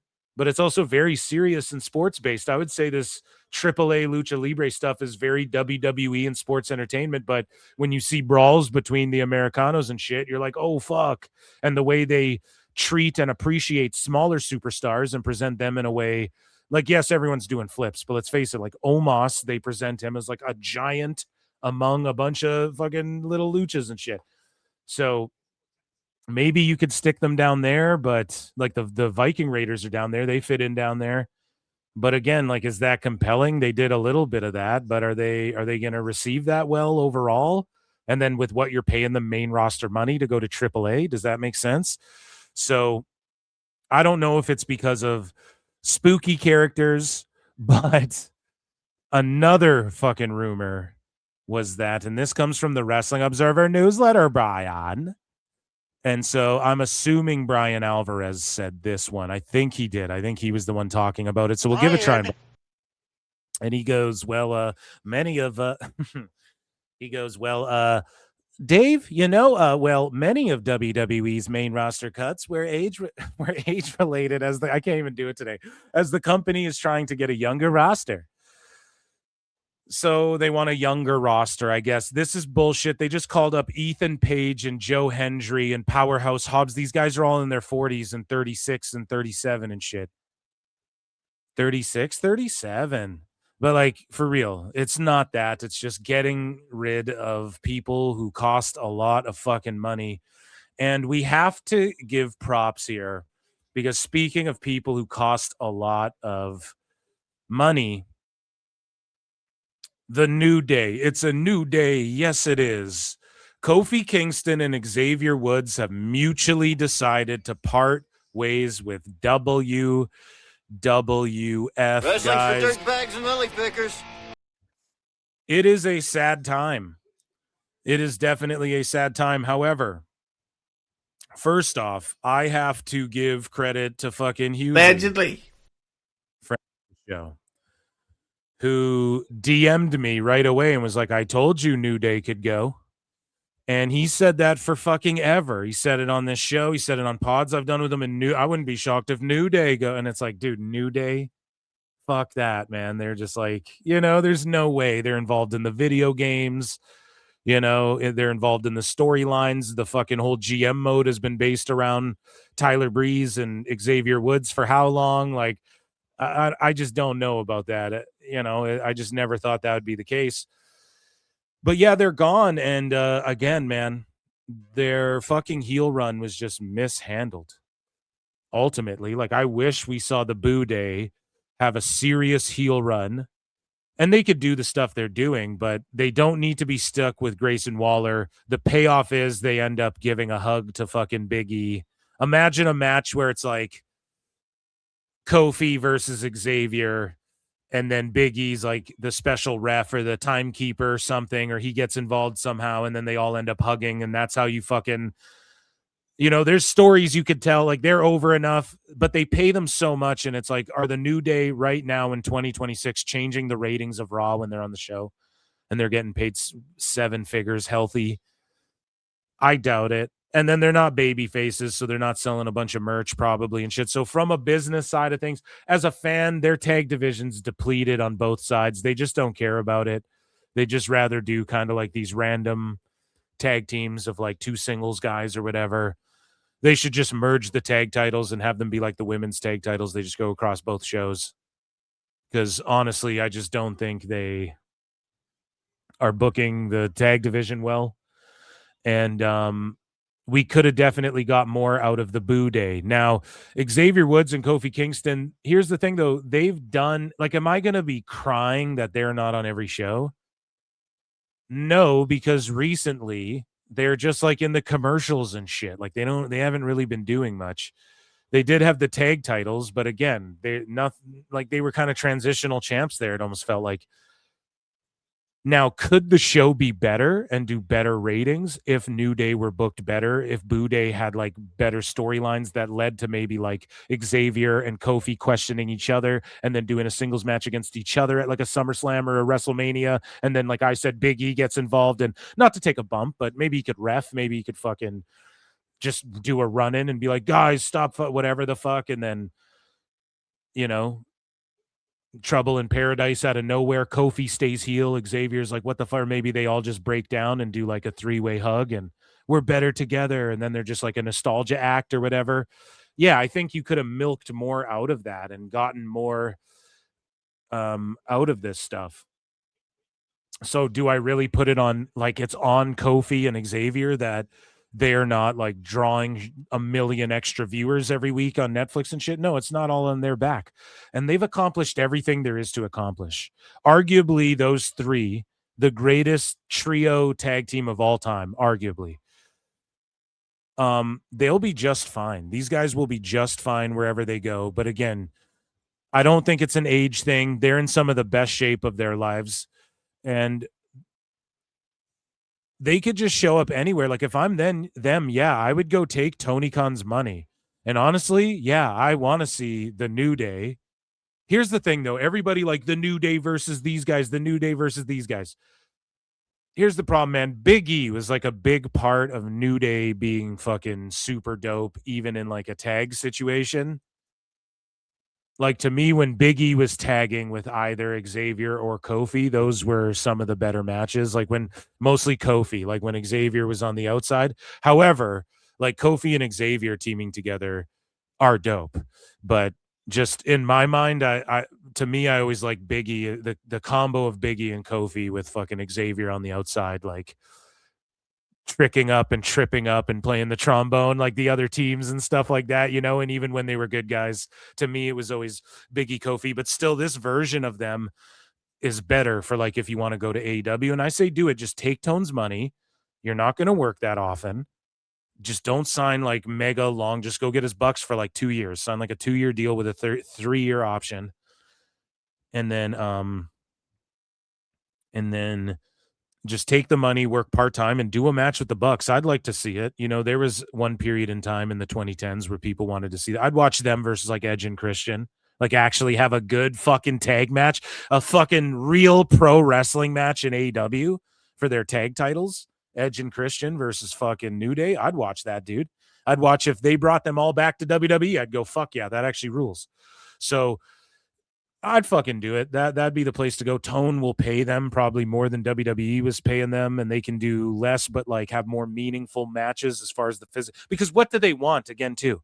Is Xavier just like, fuck it? We could if I'm gonna get paid to just do what I'm doing and not flesh this thing out the way that I see it being fleshed out, then I could do that in AEW anyways and just do whatever I want. So why not just do that?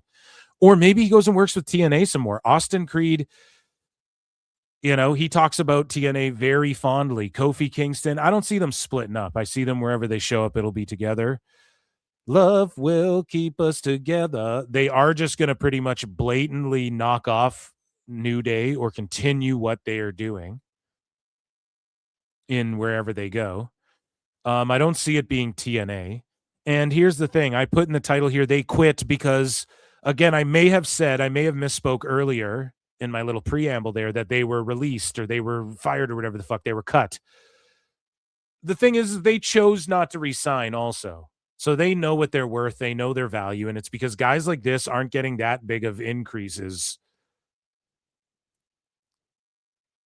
to fucking stick around. And if anything, they might be getting offered less money because they're just not being used that much. And so whatever they offered New Day, that's an indicator that they don't really plan on like really doing anything to heat up the tag division anyways. Because if you're going to really heat it up, you need the fucking New Day on the Raw side at least. Like, who's over there? Even the Viking Raiders are in like AAA now. They're not even on Raw anymore. So you kind of need these guys, I think. And they got rid of the Machine Guns, who were kind of supposed to be gatekeepers, seemingly on the SmackDown side.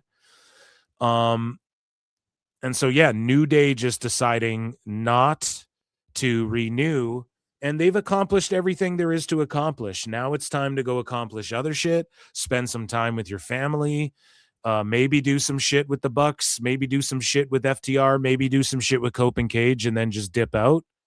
You know, sign a 1-year thing, maybe. Tone would be down with that. I don't know if he would be down with that.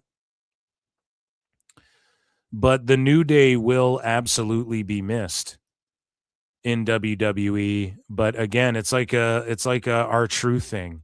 You know, with R-Truth, everybody's like, leave R-Truth alone, leave Brittany alone. And then look, Brittany's crazy. Turns out her family was just trying to protect her, I think. Same with R-Truth. He should have just went out losing to Cena. Like, we just got him paid a bunch, and now a bunch of these people are fired, and he's going to be or quit, and Truth is just going to be doing ESPN Unlimited fucking ads from now on, right? It's not like he's going to be some fucking guy in WWE anytime soon as far as, like, some monster push or anything. So again, the New Day, I do think their time has come and gone as well, as far as being like the tippy top, the tippy top tag team. But they are like a gatekeeper tag team. And they didn't, I guess that they see greener pastures or just go home for a bit. Maybe they'll be back one day. Who knows? They'll definitely get Hall of Fame inductions. They're not going to go hate on WWE and shit. But again, Tone might not be on TV. So if it's about being a TV star, maybe that's not the move. There's really no place else to go, though. And who knows if they even want to stick together. They might want to fucking... They might want to split up. Just something to think about. So we move along here. And Kofi Kingston and Xavier Woods reportedly decided to leave WWE based on TKO's new offer for them. And Brian Alvarez says, we can also confirm that in the case of the New Day, it was their decision to leave based on what TKO was offering for a new deal. But to be specific, New Day's deals were not up. They were asked to restructure to TKO deals. They didn't like the deals TKO was offering. It's not TKO firing people. It's Triple H who makes the call. Yeah, so Triple H is TKO, dumb fuck. So stupid idiot. So it's TKO making the call, dummy. To be specific, New Day's deals were not up. They were asked to restructure to TKO deals. They didn't like the deals, so they were then granted their release. And man, if you see some of these Zuffa boxing deals and shit, they're fucking cooked. They're cooked, man. And especially with likenesses, guys, which WWE's always been on top of that. But TKO's getting in like the owning everything's IP ever. And they're going to create their own everythings and own the IP of everything's. Okay. That's the mission. So, and that will make sense in 10 years. You'll be like, oh, that Phil Marks guy was sure right about that. They own fucking everything, dude. So we move along though. For me, again, a trombone flop or a bell ring. I actually give this one a bell ring. I'm going to ring the bell for WWE, the New Day, because they said, you know what? We're good. And I'm curious what happens to Up, Up, Down, Down. And I wonder if WWE still works with him on the video game side the way they work with Tyler Breeze and shit. What happens to Up, Up, Down, Down? Does he own that? He could just start his own new shit and it would pop off. But yeah, they might just want time with their families and they've accomplished everything. They've made all the money. They're rich. They don't got to be like under some fucking weird new deal where they're like, well, what the fuck? Is everybody getting this? No, just us. So we're employees, then you better fucking give me dental, because what? Then you better pay for all my shit and fucking cover all my health insurance and everything, because all my health coverage, because what the fuck is this? You know, it's crazy how they're like still quote unquote independent contractors too. That's like nutty shit. So it might be better to just get out of that. They'll go make a bunch of money elsewhere. I'm not devastated by it though. Like, is it a W for WWE? Yeah, I'm sure on the money side it is. Is it a W for their shows? Maybe not so much. Like they could have done more with what they had. Is it a W for them in their careers? Yeah, right now, shake it up, man. I just think it's the time. Like, if WWE is going to fuck themselves, they're going to fuck themselves, man. Just go and the problem is you're only going to see like 3 of those dream matches with New Day, and then they're going to like put fucking Top Flight over or something, and then you're not going to see everybody's like, oh man, they're going to tear it up. It just won't happen. There'll be like more ex-WWE part-time guys in WWE, in AEW, pardon me. That's all it is. And who knows if Tone's even willing to spend the money right now, because he's not getting a fucking TV deal. He thinks he's getting a YouTube deal, according to Nick LoPiccolo. So, this guy melts down a little bit, Elite Rockers, and he goes, there's no such thing as a WWE lifer anymore. And it's like, what the fuck does that even mean? This is, and look at this, 22K hearts. This is how you know. I was just putting over how intelligent wrestling fans are, but this is how you know how redacted the IWC, like the Twitter. Right? This is proof of that, because it's like, wait a minute, what does that even mean? Right? Because wrestling always was at its biggest when people went other places and it was like, oh shit, Lex Luger's in WCW, and fucking you used to go around to different territories and different countries or whatever, and oh, I figured out a new gimmick and a new hold, King. And then you come back and you're like fucking Hulk Hogan all of a sudden, right? And you're selling out MSG and shit. Like, that's wrestling sort of like predicated on that. The WWE lifer. Well, is being a WWE lifer, was that ever a good thing? Was that ever really a good thing? I thought it was hashtag free Ali and all this shit before. Like, is that really a good thing overall? Everyone needs to be a WWE lifer. I just don't know about that. Like, really think about Ron Killings. So the examples you're putting on screen here too, it's like R-Truth was a TNA guy, bro. R-Truth has spent way more time in WWE, but he was in WWF, then he went to TNA, really established himself, then he came back to WWE. So that's not a WWE lifer anyways. So, I mean, the New Day, sure, I guess. But if Kofi never goes to AEW, then is that not a WWE lifer? He spent his whole fucking career there. Dolph Ziggler's went to TNA. Why is that a bad thing? Is it a bad thing not to be a WWE for lifer? Who do you think of that's a WWE lifer? Is Roman Reigns? There's no WWE lifers anymore, so Roman Reigns isn't a WWE lifer. Becky Lynch, Charlotte Flair, those aren't WWE lifers. What about Kane? I don't think went anywhere. What about fucking Undertaker? And even he started in WCW, but Undertaker, that gimmick in WWE, that's a WWE for life. Like Hulk Hogan, the biggest stars weren't WWE lifers. Steve Austin was already over and fucking, he wasn't over like Stone Cold over, but he was over like Hollywood Blonde, Stunning Steve, Superstar Steve, or whatever the fuck. People knew who he was. He was in ECW, he's in WCW, he bounced around a little bit. He went to Japan, he wrestled notable people out there. When he came into WWE, they stuck him with Ted DiBiase. It wasn't the best, but it's because he was a fucking guy that they saw, like everybody saw shit in Steve Austin. Like, so was he a WWE for lifer? He might have spent more time. How long was he wrestling? He did. Stone Cold's like the Michael Jordan. He like did more than everyone in like a less amount of time than everyone. You know what I'm saying? That's why Jordan's always the GOAT. It doesn't matter what anyone says, because all the records he fucking set and all the cool shit he did it in way less time than like LeBron. He won more chips than LeBron in like way less window of fucking time. Stone Cold did that. He just stunted on everybody for like 6 years, then got the fuck out, right? Then got out or whatever when he was like in his peak. But either way, though, it's like, I just don't, that first, it's like a WWE lifer. There aren't those anymore, man. So the Miz isn't a WWE lifer. There's a bunch of them, bro. What are you even talking about? So this guy goes, they released Dolph Ziggler. Okay.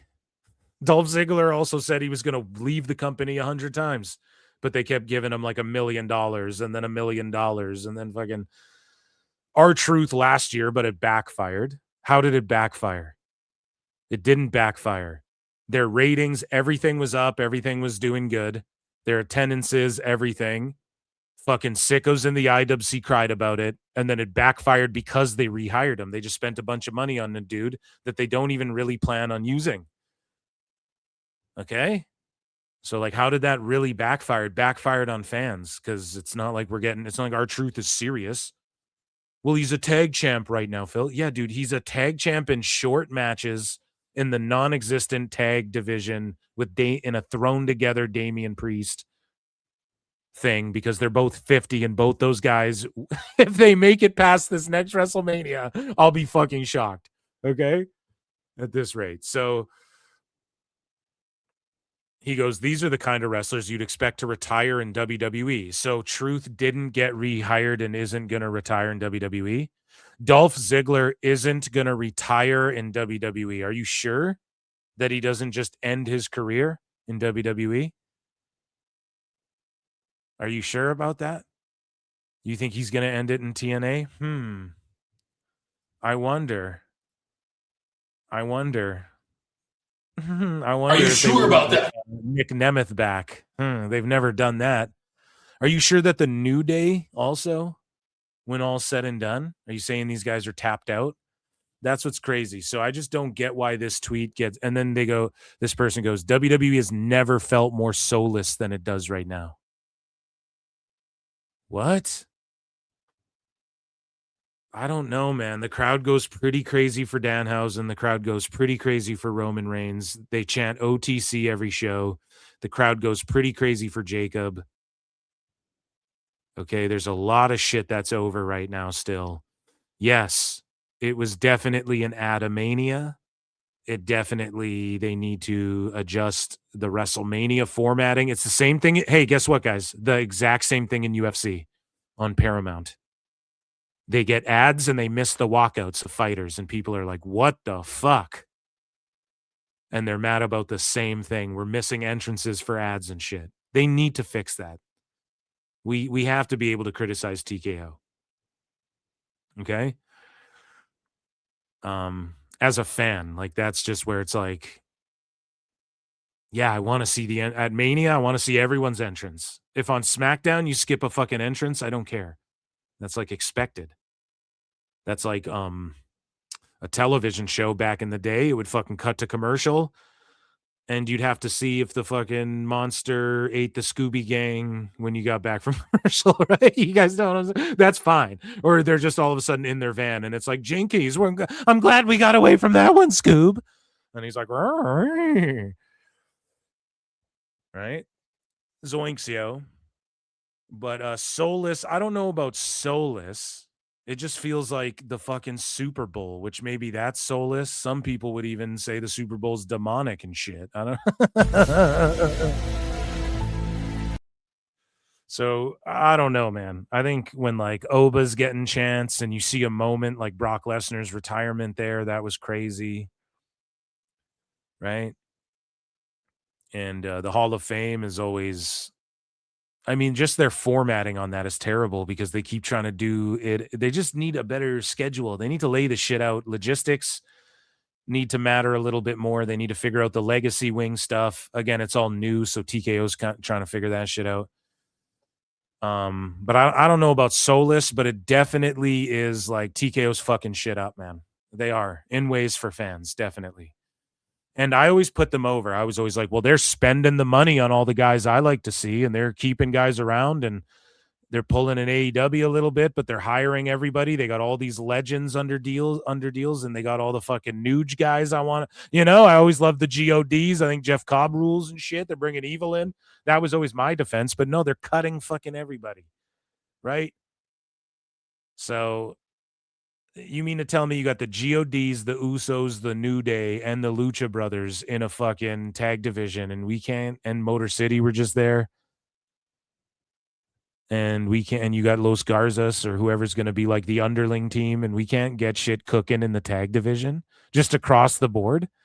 We can't get shit cooking to where it's like serious, like the tag, you might have to do a tag only PLE because it's fucking the tag team main events because it's such a fucking draw.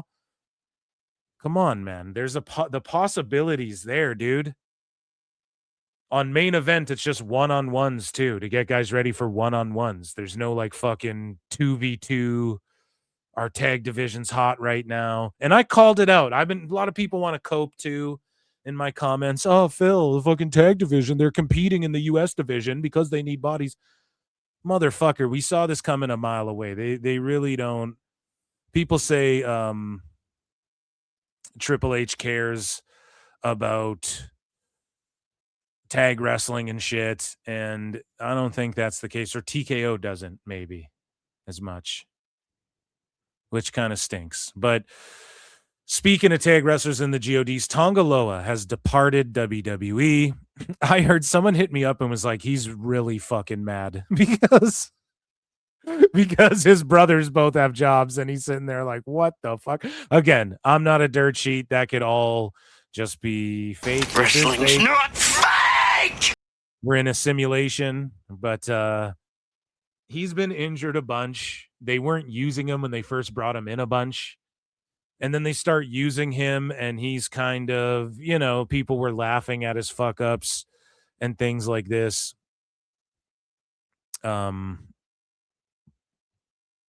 I'm just disappointed that this is it. I wanted to see GODs versus Usos at WrestleMania one time. Like, that's a tag match that just based off the family shit could have been built to, you don't even need the titles or anything like that. You just do this You just do this match, and again, meaningful in the tag division, gives people in factions shit to do, so it's not only faction warfare and stuff like that. But he's gone, and now it's Tala and Tama who are together. Tama, see, they wanted to bring him in way before just him to feud with like Roman and shit. So the way they view Jacob and possibly Tala, like they spent all that time before they brought him in. It's crazy that, yeah, Tala, like, I mean, I think the only reason he survived is because they waited so long to like actually debut him. That's so much time invested. Like, maybe they're just like, okay, he's a big, huge, giant body. We can if we can get him. And they were really pushing him on commentary on SmackDown. They were doing a good job of like really getting him over and whatnot, at least to the people at home. But Tama, like, they're gonna push him too, like a Jacob. Now it's fucked because Solo's sitting there like, holy shit, right? Like, what do they do with Solo, man? He went from main eventing every Raw and SmackDown for like a year. He's not even on Mania 2 years in a row. He's the leader of this group that fucking everybody's just either getting released or goes past him. He's probably sweating right now, but he is the Usos' brother, so I think he'll be all good. But JC Mateo, like, I could see them cutting him, but then fucking Tonga Loa's like, bro, that's kind of cooked. Because JC Mateo, like, he's not really in the bloodline, you know? And you could have just like sent Jeff Cobb to Raw and like gave him a run, see what he could do. But I will say this, and again, JC Mateo, Jeff Cobb has departed WWE. And again, guys, they're bringing like Paige back, but then getting rid of like Jeff Cobb. And he didn't even last 1 year, dude. He was 1 week shy of a year. Thank you, fuck you, bye, boom. Now, I'm going to say this. I'm going to do a trombone flop for the release of Tonga. But I'm going to ring the bell for JC Mateo. And I'll tell you why. JC Mateo feels like he's been washed since he's been in WWE. And again, he can still go and shit, but he just looks like he's getting like a beer gut and shit. And I'm not saying that that's what it is. I mean, he's like in his 40s. I'm sure his back from like and his neck from all the fucking wrestling he's done, like shoot and fucking in Nuge and in WWE. Like, just he doesn't move around that good. And Jeff Cobb at his peak, like, he can still hit the moonsaults and shit. But he's like landing on people with that big burly chest and that belly. And it's not like guys like that couldn't fuck you up. Like, he'll fuck up 90% of fucking Jeff Cobb will for real, like, beat up the fucking locker room, you know? What I'm saying is that, like, he just doesn't look like he did when he was in Japan. Even we're talking like when he just left Japan. And here's the thing. I wasn't watching like every fucking Nude show, but there was a bit of drama when Jeff Cobb was leaving Nuge, and some of that drama was like surrounded around him not kind of giving a fuck about the crew, about like the rest of his team. And TJP was saying this stuff on Reddit. TJP's in fucking AAA. They're working with him, and I guess the sentiment was like JC kind of knew he was going to fucking WWE type thing, and he wasn't big dogging people, but it was just like. And then some people said TJP's just messy and like people were on Jeff Cobb's side and stuff, and that, whatever. I'm just putting this out there, right? And I'm not saying it's drama related, but there was sentiment. Some people were like, who were on TJP's side were saying shit like, you know, he fucking JC kind of was phoning it in there too. And I'm not saying he's phoning it in. I don't want to hate on the guy, but am I wrong? Like, did he just not look like a step slower and like he kind of just, he getting a little chunky monkey there, and he's fucking, I don't know. I just don't know if WWE was the right fit. It wasn't. I always felt like he should have been in the Vision. He should have been in that Seth Rollins faction. I still maintain that. I think you could have went further with it. And I get it. He's in Japan. He's worked with those guys. He can travel with those guys. He knows the GODs. He's worked them. He fucking blah, blah, blah. But we didn't, it was just like they're cousins, and we don't get a backstory on like who JC is related to the family. Like, that's what made the bloodline shit hot. People were popping for when The Rock put the whole bloodline on the fucking screen, and then they were cutting to images. Look, here's this person on the bloodline. Here's this person. Here's how it connects our family. This business is our family. Okay, explain how the Tongans and Haku and them get Rikishi in this bitch. Get Rikishi and Haku in this bitch. They're still alive. They're out there talking. Hall of Fame. Rikishi's talking on his podcast every fucking 3 minutes. He's got something to say about WWE. Let's talk about it. Get them out there involved to explain the history. And like Haku and Rikishi have a disagreement, and their sons have a disagreement. And JC, you're not even fucking Tongan. You ain't even Samoa. You're connected through the old Fed in Hawaii that our ancestors had. In your family, we took you in. You're a mutt. You're a dog. You know, like some shit like that where someone, and then he's kind of looking at the Tongans like, what the fuck? That's how you view me? And you kind of let everybody know, you lean into like he ain't even really one of us. Someone says some shit like that. Ooh, like that's the stuff that would get people invested. They just like, nah, they're going to fight the White Six. And he just is a fucking Tongan or maybe a Samoan or maybe he's Filipino, guys. We don't know. He's just, he's just here and he fights and he's a badass, you know, and he's from Guam. He represented Guam in the Olympics and whatnot. So it's just, but he does have like family, like he's like related to them through Hawaii. That's the story that we're meant to believe. His connections in Hawaii and shit. And his family, that he's of Hawaiian descent as well or something like that, right? So, yeah, so shout out JC Mateo. I'm going to give this one a fucking bell ring if I didn't already. Because they fucked it up from the get-go, and then he just didn't really look like he was... Like, let's face it, Tama Tonga, I think, exceeded expectations. So did Jacob Fatu in many ways. A lot of people knew like he'd be the guy, but I don't think people knew that he'd be like the guy the way he is with Roman. His body's looking good. It's like really, he's super over, like super, super over, man. The fucking crowds know his catchphrases and everything. And they caught on so quickly, and he's just so real, and he brings an air of danger. Like he's just so refreshing in the WWE. And, you know, he's really the guy. Like he bypassed a bunch of the build-up people I think thought was going to be there with Jacob. So JC, he never got the correct opportunity, but I just don't know if he was a good fit. He maybe just would have been a better fit in AEW, fighting the Death Riders, with doing coffin matches with Darby or whatever. I don't fucking know. And that, ladies and gentlemen,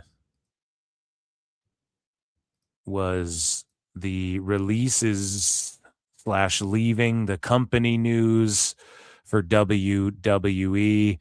Yeah. Where's my...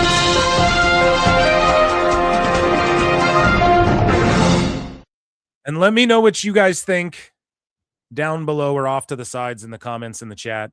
Do you guys think it's sad that New Day is gone? And do you guys think that JC Mateo's washed? Do you guys think Tonga Loa could have done more with the GODs, or should they just focus on Tama and Tala? Let me know. Guys, round of applause. We went 3.5. I didn't even think we'd go that long today, but we did it.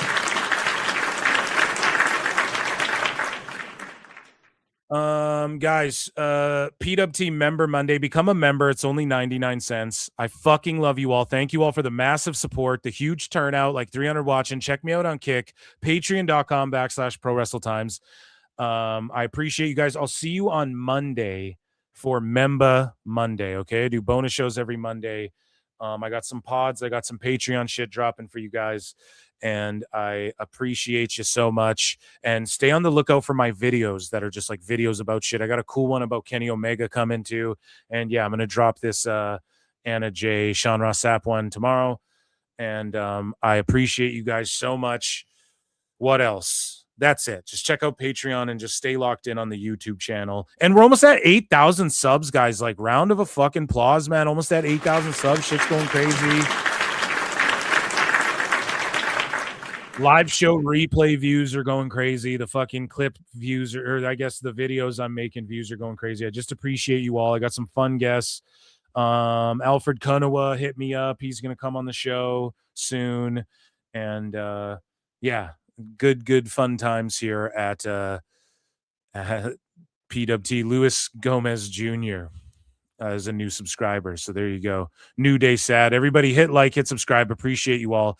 I will see you next time. Be good to yourselves and each other. Go outside, guys. It's beautiful out. Get outside, get in the yards, get on the decks, get on the balconies, the porches, wherever the fuck you live, man. Get outside, drink lots of water, enjoy your summer, and thank you for tapping in with PWT. I appreciate you all so much. And yeah, I'll see you guys next time. I'll see you for Member Monday. And if you're not a member, consider being one or gifting a membership. That's always nice because I do bonus shows every Monday. But tune in Wednesday. We'll be back. Same Phil time, same Phil place, same Phil channel. See you guys.